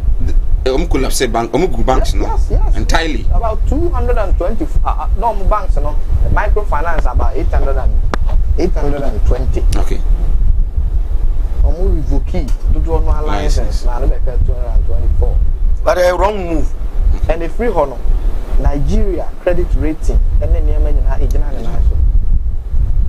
Robekaya, it might be no more boom recapitalization. So sector on the and I'm Nigeria, agent and national. Robekaya, be our own permitting Zenith. Some of them migrated by Ghana in 2009. Yeah. And about 46 of their banking institutions. Also, who hold more or Sikani free assets or they be run a bank in the anymore. No, what's up as a Sicaprona, no, the other. I don't be an apostle. So I have one penny that Mahama time. In 2015, World Bank, Edma, Sam, if you monocoso, now send come crack, a brand sabre, nobody kind of Sika, a wura, yeah.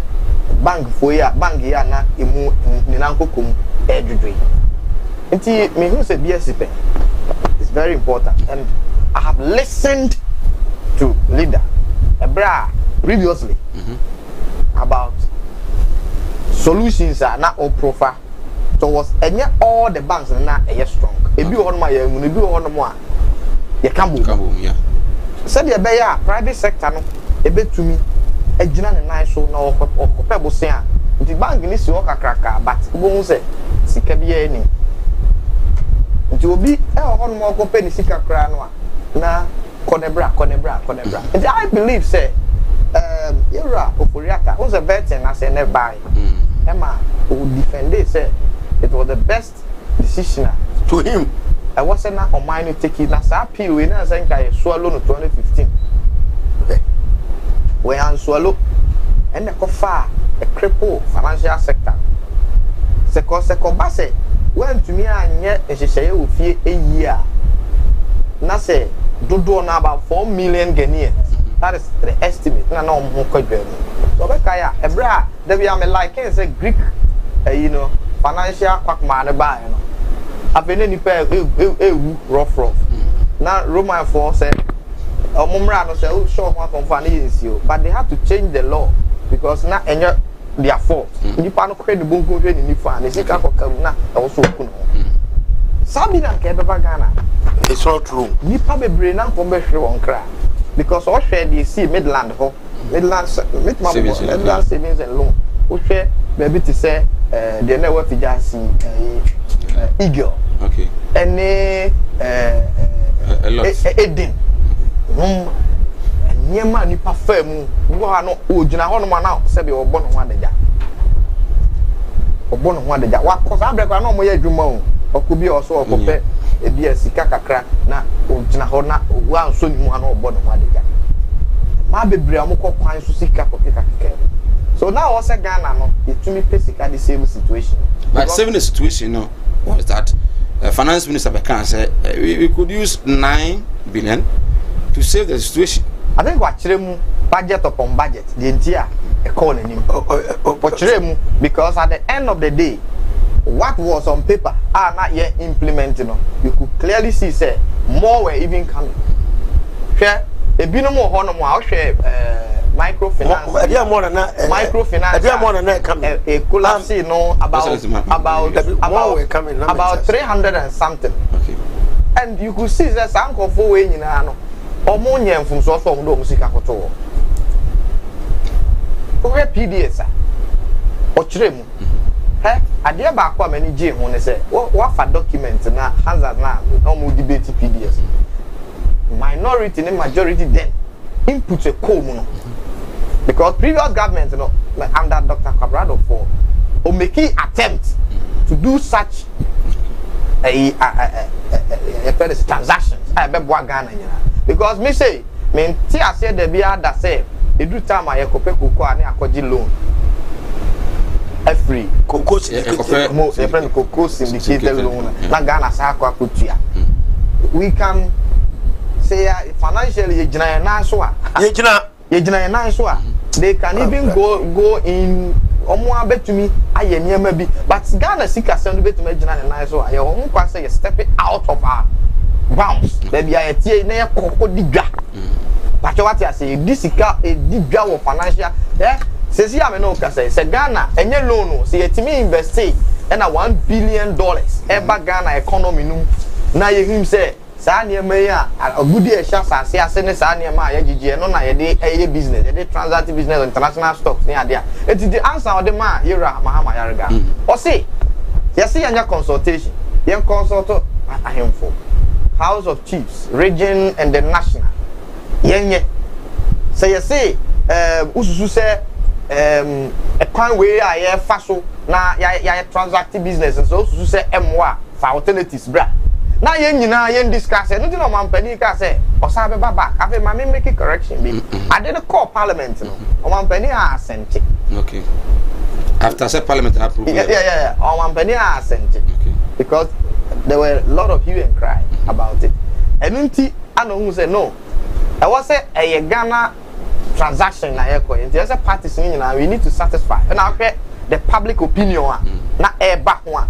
we are listening government I was say o de to na utie afanu ni nyina now say come back until you retreat and charge Omanye due diligent, especially the majority at that time, NPP for no. Omanye due diligent. They did. Because I know, say, back no was the cry from the CSOs. Yeah. And then that of Martin Emidu's research and an investigation. Oh, yeah. And yes, sir. And Kefaya see? So, okay, yeah. The bra, you're a Damiko betting committee, a PO. And he says, Martin Amidu, it was an opinion. Utie, former chairman of finance committee, Yura Asbebo, right? Also, said it doesn't constitute a crime. Na echo back no. I didn't touch my own. I don't make sure say, oh, yeah, abaye. Na yeah transaction. Na say ebia a house ni me no a year go a NDC MPP. Na say omo ye omo inputs detailed analysis ni ade. Na say eba na omo a wo de transaction ni omo dia which is the public. So omo so ehwe na omo raise issues omo ade we nya kangaroo parliament na omo ye yo. Obi have access to the document. It is equally important so you're listening government you withdraw. This is not the first time. Why do you withdraw? Because one you say there has been a lot of we are co-parliamentary do walk over minority will walk over now still no majority any are passing now back out. It tells you say Abino was not just doing anything for so we know so we need to see it's important so I see us no say they raise issues of broader consultation any equine or person impo you better me maximize it more than the Enka parliament what you say it is all your listening government that's a equal opportunity for input other people bet me about your input I'm asking this because I remember say during that time many majority leader in a one-on-one interview and he defended the deal very well and that time my auntie NPP say mo can say bia o there be ehun say bia until say the president director say he should go back so it tells you say nanka majority and the party there we are okay no you see so why do you say the president was listening government seven previous say oye nyema nyina crowd parliament the public now they are there no braille they have every right to scrutinize it ebi na input no crowd no CS no mo hwehwe na representation na enye deep enough okay but to you no ebi na eye deep so hwe majority leader any minister at that time thought say idea now we control parliament okay both house and I say both parties need to make it solid input remember say minority for no out no but they had made certain inputs into it and I'm not almost to say they didn't accept it. That is it, and that is the beauty of democracy. You can't get say bibia omo beka bia no ubi ebi ebekoi enye niam nyina no bia obi beka ebetimi abe well represented. Okay. But the most important thing is say parliament is doing omo adwuma. Parliament oversight responsibility over the executives meboa. Yeah. Enu nti say senka omo anye kra no a enke be ya. Why do we pay them? Majority and minority, they are gatekeepers. So niam bebre ohono a na omo epeniye no omo pese a benefit Ghanaians. Why don't we credit them? Say they have done a very good work, and unless I say parliament is such that you perceive who say is so divided into why don't we also credit the minority? Say I don't see from Ghana for no. The German crofo on behind. And yes, a deal no, enter me can say a brave attorney general, now attorney general, a cop or minimum. What say? Some they were basing on even Martin Amidu opinion. But it is just an opinion. And you know, because say, let's credit parliament. I did not say let's credit majority or minority. Parliamentary. And that is their duty. And preoccupation say they will protect the public purse, making sure say Adebia executive no dey kono they scrutinize it. Say a person move or minor forward. That is the only institution. I want say a tie so let's credit them. Now and then bet in a course. I think it was nice. I don't know. Say because I'm a break it for 2 hours. Responses now air bar. Any questions now air bar now. The obia say I was say a trim. They also say, oh, my committee na e court. Until they say not waka. Who say Ghana is the country that we have. You say obviously true. Definitely. And this is for Niabro. Uti, Mammy Draw. And this is for Yatua Berry. Yatua Berry, and Yano Crescent, this is for Niabres on Beso mine, a Gina Farco. That is not true. I'm saying, oh, more than my own person. That is, but at the end of the day, I'm going to find this in finance minister. Sure. Anything else, I deal with also Ghana for and once say a Bobby DC or Bota regional. A beer assembly honor. Nipa 100% the NDC for, but they approved the DC because we are a country to build. Okay. And we will be anywhere. As my man can say, Ken Ufuriata what committed so much atrocities to Ghanaians. Do you call those things atrocities? Yes. And the American say. Meanwhile, and someone who defending indefensible. Obakai, a married day. I did Emma Jakukofia. Umcrad the call under certificate of emergency. You know, and people for us say, on the second for Rebecca said, I was misled. And before that is zombie, then another baby I Nana sign, I won't associate sign. It tells you, say, Woman Casano. Omunim nia ekoso around governance. Are they a first read the MPP from one scrutinize here? Why do you say it? Because it can call committee.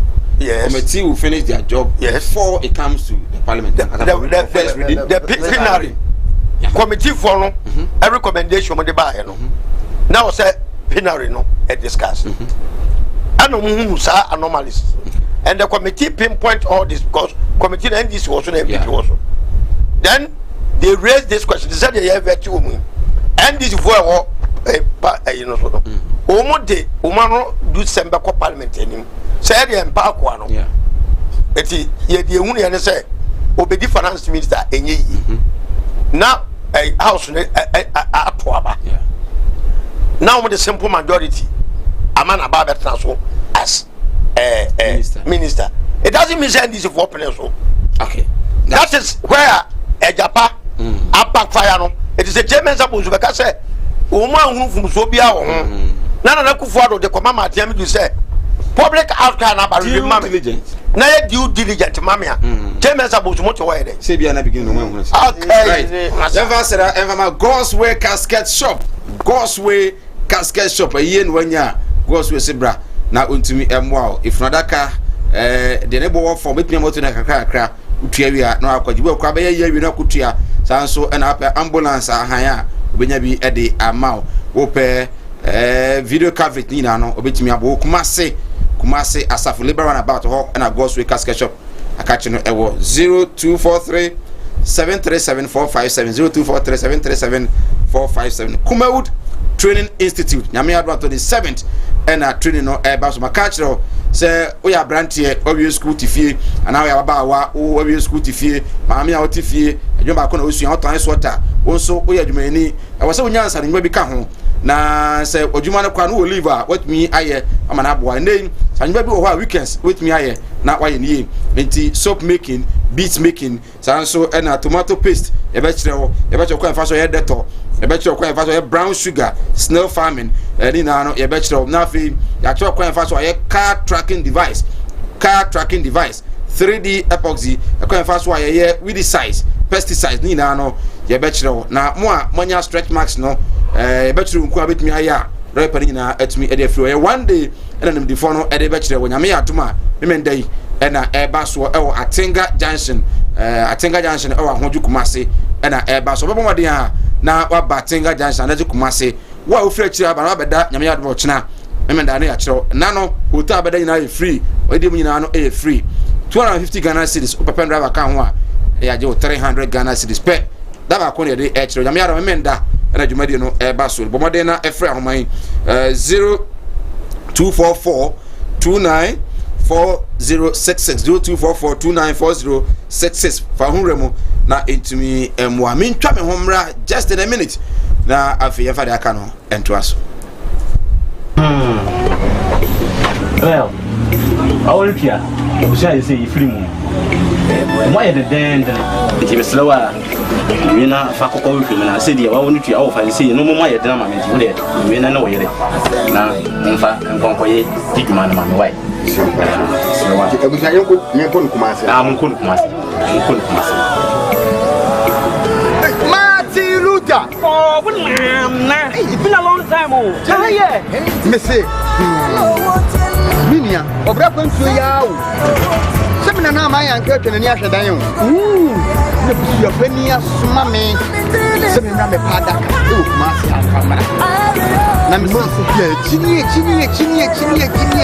Yenya daka yi. Nansani mo na mo that's why. Wo shia me we need problem kra. Wo beje di se me free Dubai betu Ghana. Ana me na na confident. Wo to na mo anse do. Ni eje yi ni for me so. E wa bre mi ni kapre. Odu obi na kire me God's Way Casket Shop. E wo Kumasi labor hire. Me ko ho no ma. Anu mo sa ni me yes kan hye yo. Wo de bi ntwa no. Misika ye di ma me se me fa bra no. Iswa afensu ye se me ambulance. Na me sam pe de be da no enka. Ambulance. Ani de be da ho. Omo ye ambulance service. Into ni problem kra. Ani na. Ye nya ni se wo benya sika kakra bi di ato ase. You know se Kumasi stay by plan no. Ye ko na ko kira wo. Some God's Way Casket Shop here. Ye wona ka me bere. Te se de mo hu ni na. God's Way Casket Shop. Ye wo Kumasi Infantry New Town. Ye di labor office na ben. God's Way Casket Shop. We are the dealers in quality local and foreign caskets. Right. I mean, sign Mwakwa Bagoso Sinopi live on Kumawood Television. Teacher Bas from Axim Ewuku was say Mike, where is the special prosecutor? He allowed to work. Why did he resign? It's the question you must ask the DCE. Okay, regards to Honorable Kofi Akundoku MP for Evaluate Ajomaja constituency. Chabas de Ode Aba, and so and we say good evening, Sir Mike. You didn't talk about the cadres of the NDC. You see, Alhaji Sani has run away because the NDC is boiling. Okay, Naomi. And so they are the Abba and I say good evening, Sir Mike. Eunice, watching you from Achem Nkranza. Let the DC understand that the NPP has failed us, especially the finance minister. Okay, and also Nadia Oka. I don't know. Hi, Sir Mike. I'm enjoying your show alongside the Blasters match. Tell Odike that when he becomes a president, he can implement all that he wants to implement. But now, he should allow Nanado to remain focused. Odike or no Odike, Nanado is still the president. Okay, Nana Jau, and so Eddie Fribofredu, and our day Abba. My greetings to the DCE. In fact, I like him. I've been following him.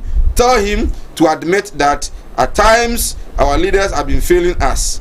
Okay, and also there, Obusa, and so and no. Maybe I'm running to na sabre over to me afre on 0202668461 0202668462 obamwa ebefa na afi yetumi edi enkomo oba na oma TV volume na kofom na yetumi ati wonka ye enso 0202668461 numbers no egu screen ani I say Mike, I'm enjoying your show. Is Odike an NDC or UPP? I think Odike, for the records, Odike a UPP. Meaning say Ibia or Sisano dia, but as it stands now, they so Odike a UPP. I mean you could know ena Odi anymore. Well, other messages are about it's giving us a very well. My hello, good evening. Living the NDC. Hello, good evening. Hello. Hello, they have no police alternatives. Good evening. Hello, good evening. Good evening, free until. None of them is animal. Abani yetio. Hello. Ebacha oba na one ma otivo na kofom. Na tie ho ofo na de frame ye betimi atonka na yetimi adi enkomo. And so hello, good evening.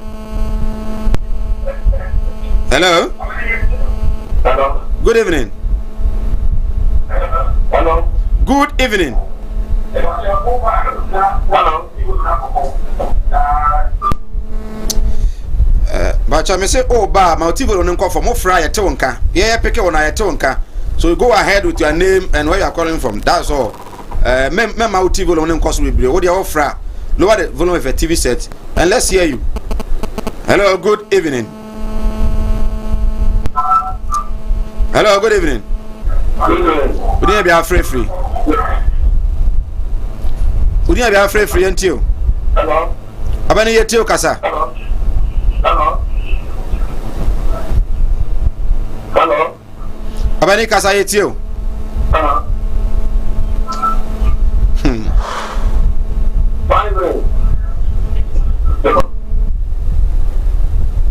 Ebajore ya munya o mama kakra be se ofra bodin na bia free no na wakasa utie wo TV no so a yentimi nte wonka.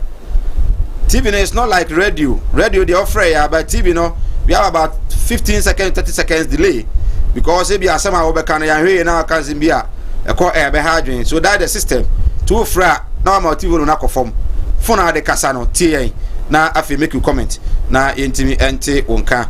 I say former President Mahama who lies to NDC supporters that they have won 2020 election is still not being sacked. I know Uncle Alote Jacob was sacked because he speak the truth. We Odoi Tema and Ode free our day Abba Farouk Tema and so Eddie Abba Tema for no necessary sano. I say President Akufo-Addo sells a living God. Okay, hello, good evening. Hello, good evening. Good evening. Good evening, I'm free until. Okay, until. Abani until. The factor will be got to be or the one can the foreign minister or Satan will be the boy. Then I'll be with you for one. Now, they are in the thinking of said I die. It was trouble. But let me some of them need to say, okay, yeah, so yeah, that's it. Was the President Akufo-Addo serves a living God. His political advisories, especially ex-president JTM and NDC are facing karma. Speaker Babin should be careful of the NDC propaganda. Okay, and also Dr. Baba Zamu, Master Planner Kintampo, Finance Minister, has really performed well in the first 4 years. I look forward today that Parliament will approve him. Okay, hello, good evening. Hello, good evening. Good evening. Would you be afraid? Would you be afraid free? Of I am in town free a comfy.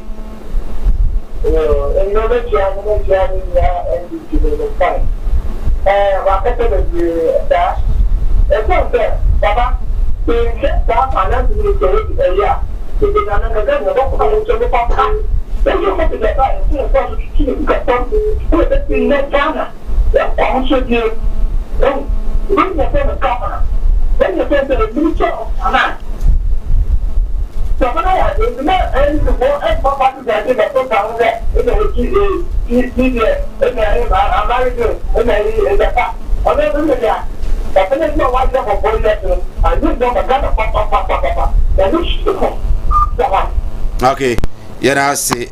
Yeah, far free for no see. Okay, hello, good evening. Would you be afraid free? Would you be afraid free? Yeah, just okay, Upper East until.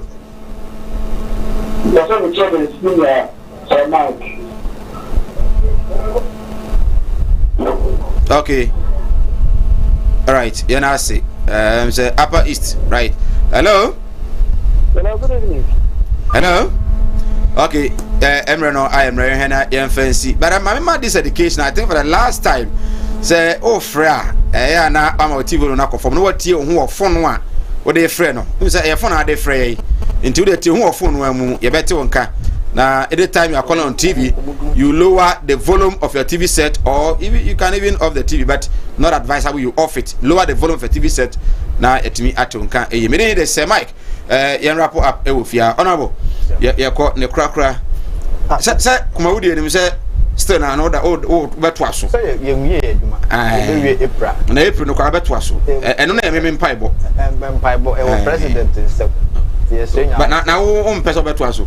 Oh, sir, and your pet, and I made penny president was said to me. It is a Yamea. That's all of yesterday. Oh, it's not a matter of love. It's all you my way. So do a cry. What would the president? The American say, you were my was it. In ye how near Monday Munina, Yamini Edin, Yam penning for out of 2 minor. I'm a Sabri, I'm an Oka. Might be a has a hair lockdown. Okay. Mauritius, Africa, I'm the same over country. And you know, it's important to say, you bet you want to say Ghana for your yard. Okay. My entire leaders, no, I mean, say, and pass from Kobe, and I said, in that source from Kobe, right. Be free, sir. I will seek a right. It's a sense, Mintio, you're calling a crack just in 30 seconds. COVID never, and I'm COVID, no. Because no one mess up the economy, and what do we? A catastrophe as well.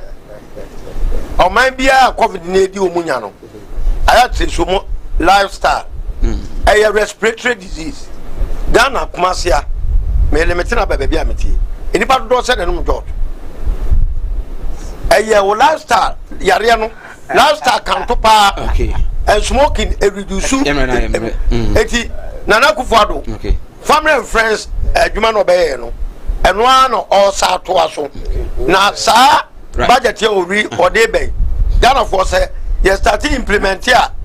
May say, anybody has a great year. Yavasera Emfa Emma, His Excellency Akwasi Adewudike, leader and founder, UPP, as also an honorable Samuel Ade Ejekum, ADC, such a Kumaru, and Oti Omokamiding. Ede se Mike nyame ya dom no dom ya ochina ebisia yakram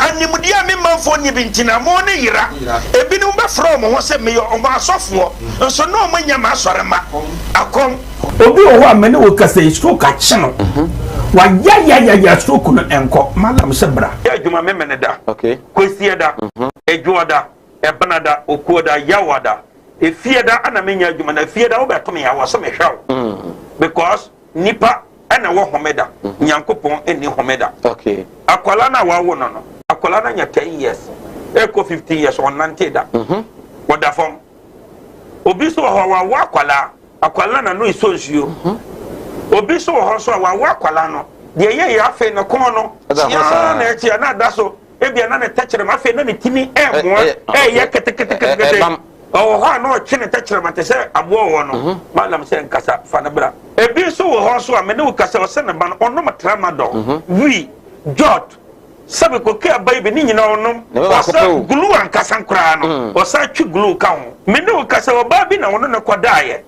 afa de ye ube ma no kwati na twa wura mu a ase eya dan te se achichide eti malam se wodi abra oba bi ho na wode no aye den onu be ma hia pa na nsuo ni nyina saba bonten enti eno ntina ma onyem ana no wo ba me kyerɛ kwan no wo be ko say abeye mremre okay a wo ba nyim easily piaw so ho adwuru ene danta de bibo ano Mala Muhammad Spiritual Herbal Center ebena da bia 7 to 9 p.m. ene ni hia Kumawood TV na yenya mre enwura sunsumu eno suko na ohaw eda oso no Mala mohwe na onyi emfiri ho emfa emawo etwere yare bia edam wusika ena ayira na wohwe ojapade bi na obi enam kwa bi so age afiri nsem utu gold ena opese onya emwa anase ebia kontuo enema ayedin amawo oba no odaso jonso anase akontuo enema ayedin amawa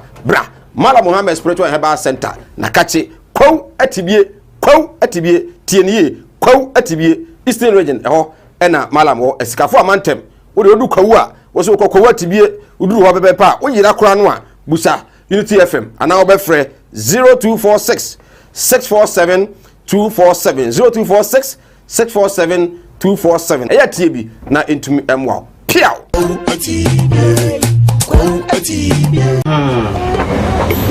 well awon pia obisa say ifri mu why the den ti beslewa we na fa kokko we na say dia wa wonu tua wo fa say no mo ma ye den ma menti we na wo yere na mfa nkonkoye tiduma na ma why ebisa yenko nkumase mukun kumase Martin Luther oh nah it's been a long time yeah me say minia obra kwantu yawo semina na ma yanka twenani ahwedan yo ne busu ya pani asuma me semina me pada e kuma se akamara na me so se chini yenya daka yi nansani mo na mo that's why wo shia me we need problem kra wo beje di se me free Dubai bedru Ghana ana me na na confident wo to na nanu ansia do me eje yi ni bo me so e wo abre de me ni kapre odu obi na kire me Goldsway casket shop e wo kuma se labor haya me ko ho no ma anu musa ni me yes kan hye yo wo de bi ntwa no misika ye di ma me se me fa no iso afi so ye se me ambulance na me sam fe de be da no enka ambulance ani je be da ho omu ambulance service into ni problem kra ani na ye nya ni se ubenya sika kakra bi di ato ase you know se kuma stay by plan no ye kwena mko kira wo some Goldsway casket shop ye wona ka me bere te se de mu ni na Goldsway casket shop ye wo kuma se Infantile Town ye di labor office na ben Goldsway casket shop. We are the dealers in quality local and foreign caskets. Job training.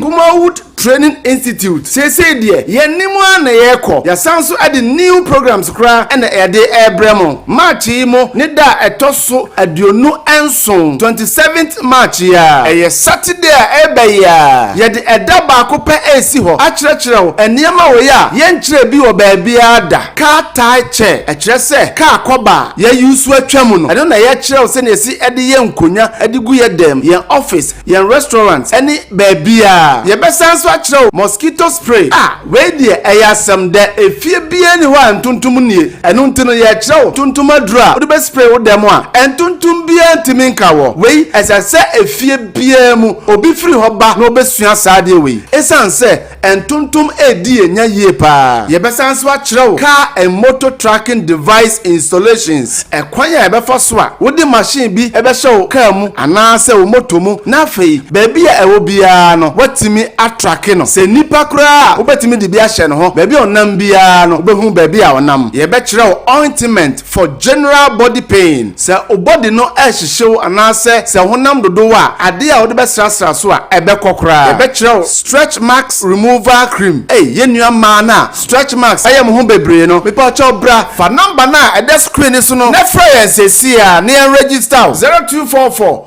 294066 brane besua adura wode bɛyɛ o stretch mask so a ɛbɛkɔ kora ɛde ama wo afei so yeguso a yɛ kyerɛw tomato paste yɛ ɛna afei so tomato yogurt sɛ de yɛsidi entos ɛyɛ tomato paste ɛne sɛ yɛsidi entos ɛyɛ tomato yogurt afei so yɛnuanom akuafo yi yɛda so a ɛfrɛ mo sɛ mommra na mommesua sɛ yɛsi yɛ weedicide adura yɛde hyiwura nyinaa bra ne yɛkyerɛw kama paa saa nneɛma wei nyinaa na nyankopɔn yɛ adoma 27th March ya ɛyɛ Saturday a ɛbɛ ya yɛbɛkyerɛw simple na wahu no simple dwumadie yi ɛba so ɛwɔ Kumase ahodwo Atenga Junction baabi a Kumawood TV wona anɔpa no nsia pɛpɛpɛ na afei registration no yɛde ne nyinaa hyehyɛ so no nkro pɛpɛpɛ ɛyɛ 9 AM na ɛno nso no yɛde training na nkasa ahyehyɛ so acha no 9 ne yɛwie ne nyinaa na afei baabi a wɔ bia no wasan so akɔ when nyina no uwia ye ma pen drive videos ni nyina ewo so enti wo fi ano anse ubo video na se ora fi bibia na wakai ye besan so ma handout no so ya twetwere bibia ewo mu ye be ma lunch ewia aduane a obedie eno so enyina achimbi afei so se wo fra chirichiri na wo ba ba bia obeda ni nyina so ehyembi ni nyina na obetua eye 300 Ghana cedis per training no eye 250 na pen drive enso eye 50 Ghana tua wei ni enkyerɛ sa nema wei nyina fa number na ɛdɛ screen so no na fra yɛn sɛsi a ne yɛn register 0244 294066 ɛyɛ Kumawood Training Institute wɔse ɛyɛ nsano dwuma hemfie ɛbɛyɛ butu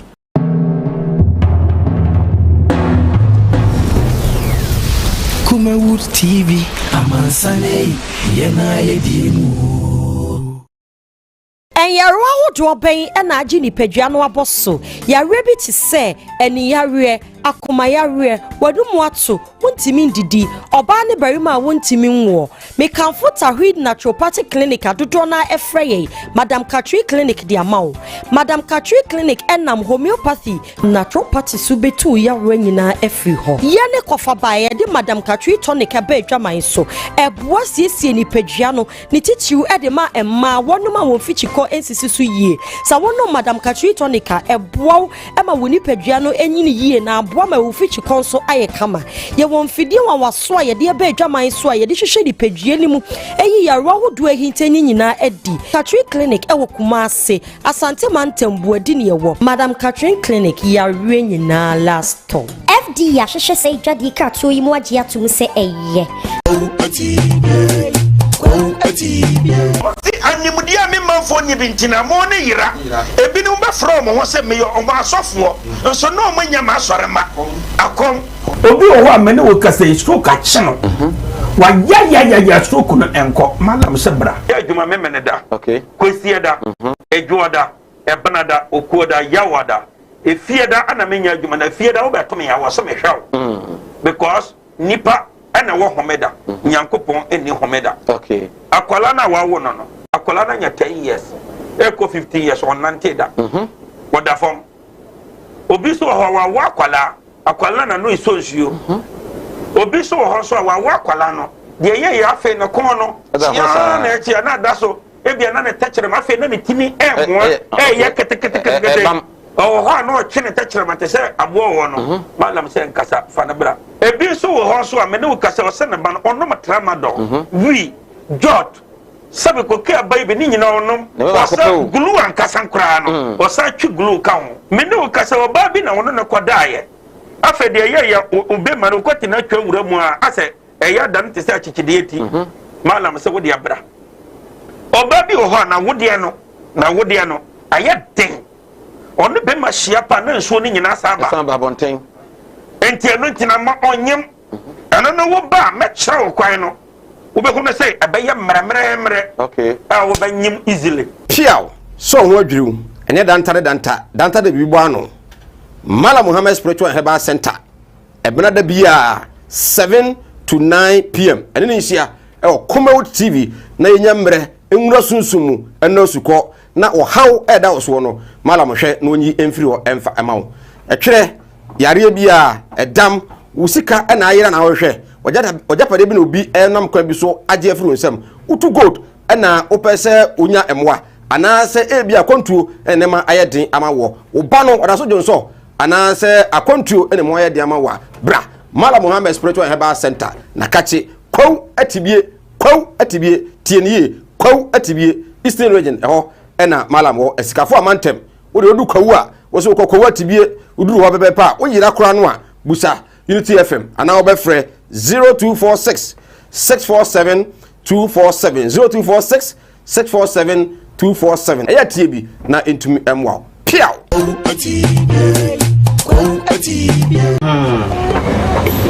well all kia obusha you say free mu mo ye den nti be slowa we na fa kokko we film na say dia wa wonu tua wo fa say no mo ye den ma me nti we na wo yere na mfa nkonko ye diguma na ma me wai slowa obusha yenko nkumase munko nkumase Oh, it's been a long time. Oh, yeah. Missy. Minia, or Brapon to Yao. Seven now my uncle and Yasha Dayon. Your penny, mammy. Seven now, Pada. Oh, Master Camera. Chini,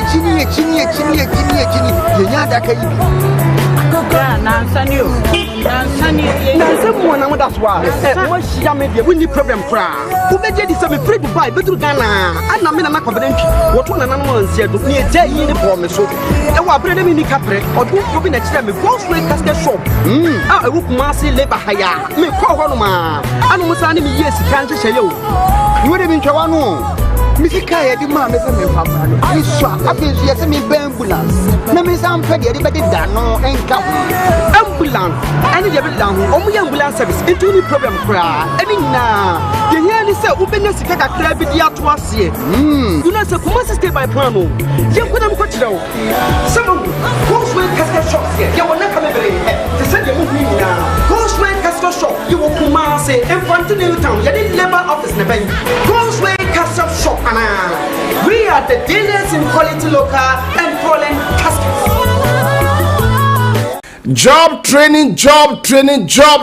Kumawood Training Institute. Say dear, ye nimwa na yeko. Ya sanso adi new programs kra ena ede ebremo. March imo nida etoso aduonu enson 27th March ya. Eye Saturday ebe ya. Ye de edaba ko pe esi ho. Akyerɛkyerɛw eniema wo ya. Ye nkyerɛ bi wo baabi ada. Car tie che. Ekyerɛ sɛ car koba ye yusu atwam no. Eno na ye kyerɛw sɛ na esi ede ye nkonya ade gu ye dem. Ye office, ye restaurant, eni baabi ya. Ye besanso achiro mosquito spray we die eyasem de efie bie ni ho antuntum nie enu ntino ye chiro tuntum adura wo be spray wo dem a entuntum bie ntimi nka wo we esase efie bie mu obi firi ho ba no besua saade we esanse entuntum edi enya ye pa ye besanso achiro car and motor tracking device installations ekwanya ebefa so a wo di machine bi ebe show car mu anase wo moto mu na fei baby a ewo bia no watimi atracking no se nipa kura obetimi de bia hye no ho baby onam bia no obehu baby a onam ye be kire ointment for general body pain se obody no ehyehew anase se honam dodo a ade a wo be srasra so a ebe kokora ye be kire stretch marks removal cream yenua ma na stretch marks ayem ho bebre no mepa cho bra fa number na ede screen so no na frɛ yɛn sesi a na register 0244 29 4066 brane besua adura wode be ya o stretch mask so a ebe kokora e de ama wo afei so yeguso a ye kire tomato paste ye na afei so tomato yogurt se de sidi entos eye tomato paste ene se ne sidi entos eye tomato yogurt afei so ye nuanom akuafo ye da so a efrem se mommra na mombesua se ne si ye weed side adura ye de himura nyina bra ne ye kire kama pa sa ne ma we nyina ena nyankopon ya adoma 27th March ya eye Saturday a ebe ya ye be kire simple no wo no simple jumadie baso ewo Kumase ahodwo Atenga Junction baby ya Kumawood TV wona anopa no nsia pepepe na fei registration no ye de nyina ahyehyes no nkro pepepe eye 9 am na anonso no ye de training na nkasa ahyehyes acha no 9 ne ye wie ni nyina na fei baby ya obia no wasan so akọ we nyina no uwia ye ma pen drive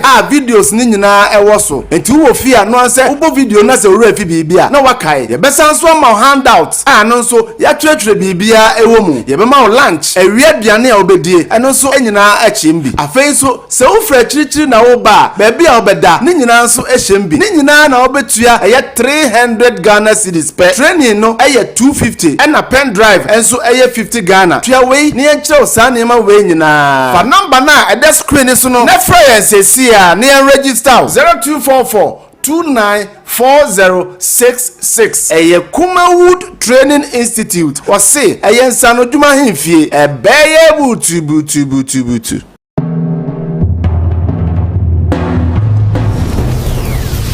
Kumawood TV amansane yena yedimu Enyarwa hodo ben na agi nipadua no aboso yare bi ti se eni yare akomayare wadumu ato wontimi ndidi oba ne barima wontimi nwo mekanfo tahwid naturopathic clinic adodo na efreye Madam Katri clinic di amawo Madam Katri clinic enam homeopathy naturopathy subetu yare nyina efri ho yene kofa bae de Madam Katri tonic aba adwaman so eboa siesie nipadua no ne titiw ede ma emma wonoma wo fichiko ensisi so yie sa wono Madam Katri tonic eboa ema woni padua no enyini yie na aboa ma wo fichiko so aye kama ye won fidie wa waso ye de aba adwaman so a ye de hwehwe di padua ni mu eyi yarwa hodo ahintani nyina edi Katri clinic ewo Kumase Asante Mantembu adi ne yewo Madam Katri clinic yarwe nyina last time FD ya hwehwe sei dwade ka to yi mu agye atum se eye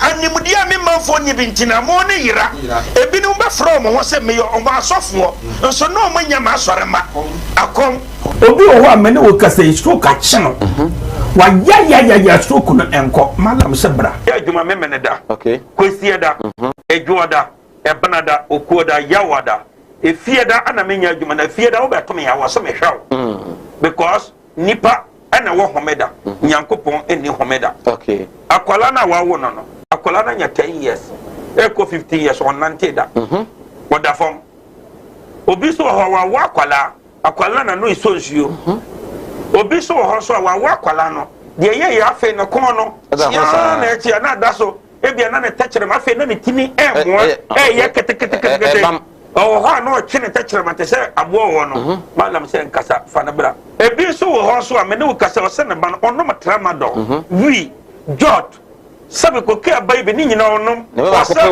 glue ankasa nkra no wasa twi glue ka ho mene wo kasa wo ba bi na wono ne kodaye afa de ye obe ma no kwati na twa wura mu a ase eya dan te se achichide eti malam se wo de abra oba bi wo ho na wo de no aye den onu be ma hia pa na nso ni nyina saba bonten enti eno ntina ma onyem eno no wo ba me kire wo kwan no wo be ko na say abeye mremremre okay wo ba nyim easily piao so ho adwiru ene danta de bibo ano Mala Muhammad Spiritual Herbal Center ebena da bia 7 to 9 pm ene ni hia Kumawood TV na yenyamre enwura sunsumu eno suko na o haw eda oso no Mala mohwe na onyi emfiri o emfa emawo etwere yare bia edam usika na ayira na hwehwe ojapade bi na obi enam kwa bi so age afiri nsem utu gold na opese onya emwa ana se ebia kontuo enema ayedin amawo wo ba no odaso jonso ana se akontuo ene mo ye de ama wa bra Mala Muhammad Spiritual Herbal Center na kache kwaw atibie tienie kwaw atibie Eastern Region eho ena Malam wo esikafo amantem wo de odu kwaw a wo so kwaw atibie uduru ho bebe pa wo yira kora no a busa Unity FM ana wo be frɛ 0246 647 247 0246 647 247 eya tie bi na entumi emwa piao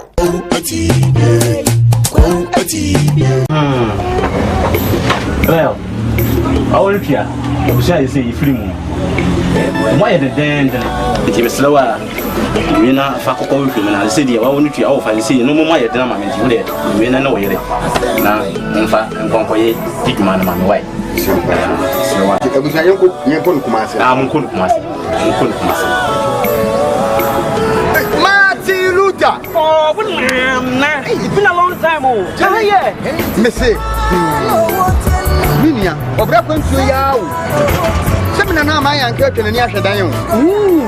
Ne busu ya fani asoma me. Semina me pada ka. E wo ma se afamara. Na me so ya chini. Ye nya da ka yi. Ya na nsani o. Na nsemu na mo da so a. Mo hia me de woni problem kra. Wo be je di se me free Dubai be duru Ghana. Ana me na na confident. Wo to na na mo nsia do. Ni eje yi ni po me so. E wa brede mi ni kapre. Odu ko bi na kire me Volkswagen casket shop. Ah e wo kuma se labor hire. Me ko ho no ma. Anu musa ni me yes kan hye ye o. Wo de bi ntwa no. Misika ya di ma me se me famra no. Ai swa, abensu ya se me be ambulance. Na me sam fa de be da no enka. Ambulance. Ani de be da ho. Omu ya ambulance service. Into ni problem kra. Ani na. Ye here ni se ubenya sika kakra bi di ato ase. You know say kuma stay by plan o. Ye ko nam ko kire o. Some Volkswagen casket shop here. Ye wona ka me bere. Te se de mu ni na. Volkswagen casket shop. You will kuma say Infantile Town. Ye di labor office na ben. Volkswagen casket shop. We are the dealers in quality local and foreign caskets. Job training. Kumawood Training Institute. Say dear, ye nimu na yeko. Ya sanso adi new programs kra and ede ebremo. March mo ni da etoso aduonu enson 27th March ya. Eye Saturday ebe ya. Ye de eda baako pe esi ho. Akyerɛkyerɛw eniema wo ya. Ye nkyerɛ bi wo baabi ada. Car tie chair. Ekyerɛ sɛ car koba ye yusu atwam no. Eno na ye kyerɛw sɛ na esi ede ye nkonya, ede gu ye dem, ye office, ye restaurant, eni baabi ya. Ye besanso achro mosquito spray we de ayasam de efie bie ni wa ntuntum nie enu ntino ye achro tuntum adura wo be spray wo dem a entuntum bie ntimi nka wo we esase efie bie mu obi free hoba no besua saade we esanse entuntum edi enya ye pa ye besanso achro car and motor tracking device installations ekwan ya ebe foso a wo de machine bi ebe hye car mu anase wo moto mu na fei baabi a ewo bia no watimi atrack no se nipa kura obetimi de bia hye no ho baabi onam bia no obehu baabi a onam ye be kire ointment for general body pain se obody no ehyehew anase se honam dodo a ade a wo de be srasra so a ebe kokura ye be kire stretch marks removal cream yenua ma na stretch marks ayem ho bebre no people chobra fa number na ede screen so no na free a na register 0244 294066 brane besua adura wodi be ye o stretch mask so a ebe kokora ede ama o afei so yeguso a ye kire tomato paste ye na afei so tomato yogurt se de sidi entos eye tomato paste ene se ne sidi entos eye tomato yogurt afei so ye nuanu akuafo ye da so a efrem se mombra na mombesua se ne si ye weed side adura ye de himura nyina bra ne ye kire o kama pa sa ne ma we nyina na nyankopon ya adoma 27th March ya eye Saturday ebe ya ye be kire simple no wo hunu simple jumadie baso ewo Kumase ahojo Atenga Junction baby ya Kumawood TV wona anopa no nsia pepepe na fei registration no ye de nyina ahyehyes no nkro pepepe eye 9 am na anonso no ye de training na nkasa ahyehyes acha no 9 ne ye wie ni nyina na fei baby ya wo bia no wasan so akọ we nyina no no uwia ye ma pen drive videos ni nyina ewo so enti wo fi ano anse ubo video na se ora fi bibia na wakai ye besan so ma handout no nso ya twetwere bibia ewo mu ye be ma lunch ewie aduane a obedie eno nso enyina achimbi afei so se wo fra chirichiri na wo ba baabi a obeda ni nyina nso eshembi ni nyina na obetua eye 300 Ghana cedis per training no eye 250 and a pen drive enso eye 50 Ghana tua we ni enchire sa na ma we nyina fa number na e de screen so no na fra yen sesi a na yen register 0244 294066 eye Kumawood Training Institute wase eye nsano dwuma hemfie ebeye butu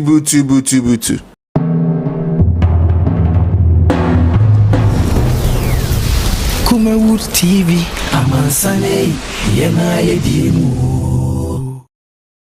Enyaruwa hodo ben na agi nipadua no aboso yare bi ti se eniyare akomayare wadumu ato wontimi ndidi oba ne barima wontimi nwo mekanfo tahwid naturopathic clinic adodo na efreye Madam Katri clinic di amawo Madam Katri clinic enam homeopathy naturopathy subetu yawo nyina efri ho yene kofa bae de Madam Katri tonic aba adwaman so eboa siesie nipadua no ne titiw ede ma emma wonoma wo fichiko ensisi so yie sa wono Madam Katri tonic eboa ema woni padua no enyini yie na aboa ma wo fichiko so aye kama ye won fidie wa waso ye de aba adwaman so ye de hwehwe nipadua ni mu eyi yarwa hodo ahintani nyina edi Katri clinic ewo Kumase Asante Mantembu adi ne yewo Madam Katri clinic yarwe nyina last stop FD ya hwehwe sei dwade ka to yi mu agye atum se eye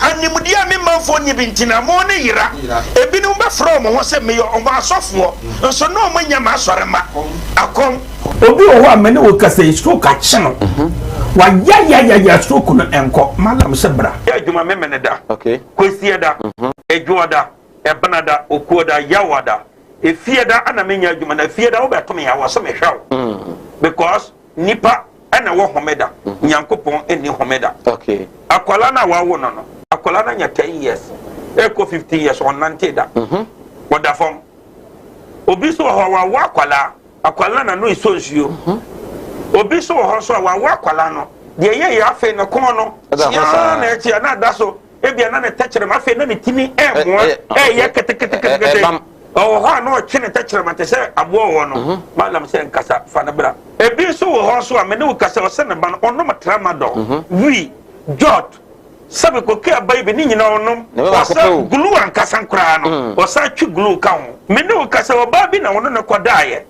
afa de ye obe ma no kwati na twa wura mu a ase eya dan te se achichide eti malam se wo de abra oba bi o ho na wo de no aye den onu be ma hia pa na nso ni nyina saba bonten enti eno ntina ma onyem eno no wo ba me kire wo kwan no wo be kono say abeye mremremre okay wo ba nyim easily piaw so ho adwiru ene danta de bibo ano Mala Muhammad Spiritual Herbal Center ebena da bia 7 to 9 p.m. ene ni hia Kumawood TV na yenyamre enwura sunsumu eno suko na o haw eda oso no Mala mohwe na onyi emfiri o emfa emawo etwere yare bia edam usika ena ayira na hwehwe ojapade bi na obi enam kwa bi so agye afiri nsem utu gold ena opese onya emwa anase ebi akontuo enema ayedin amawo oba no odaso jonso anase akontuo enema ayedin amawa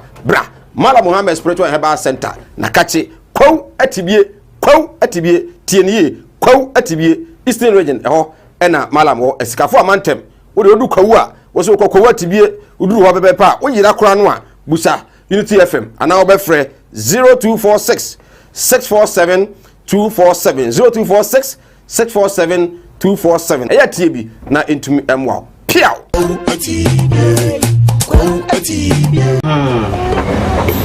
well all pia you say free moon why the den the slower we na fa ko ko na say dia wa wonu tua wo fa say no mo ma ye den ma menti we we na wo yere na mfa nkonkoye diguma na ma why Ebusa yoko nyempo Kumase. Munko Kumase.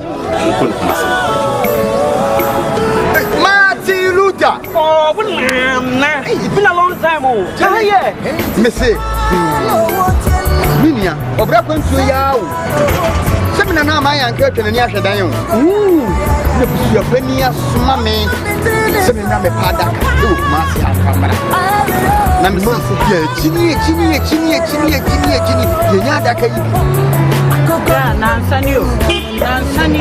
someone that's why. We need problem cry. Who made this some free to buy, but to Ghana. And I'm in a confidential. What one and one said to me a day in the promise. So, I will bring them in the capre or do you next time a gross way casket shop. I will massy labor higher. Me call one man. I don't want any yes, can't say you. You would have been Joanno.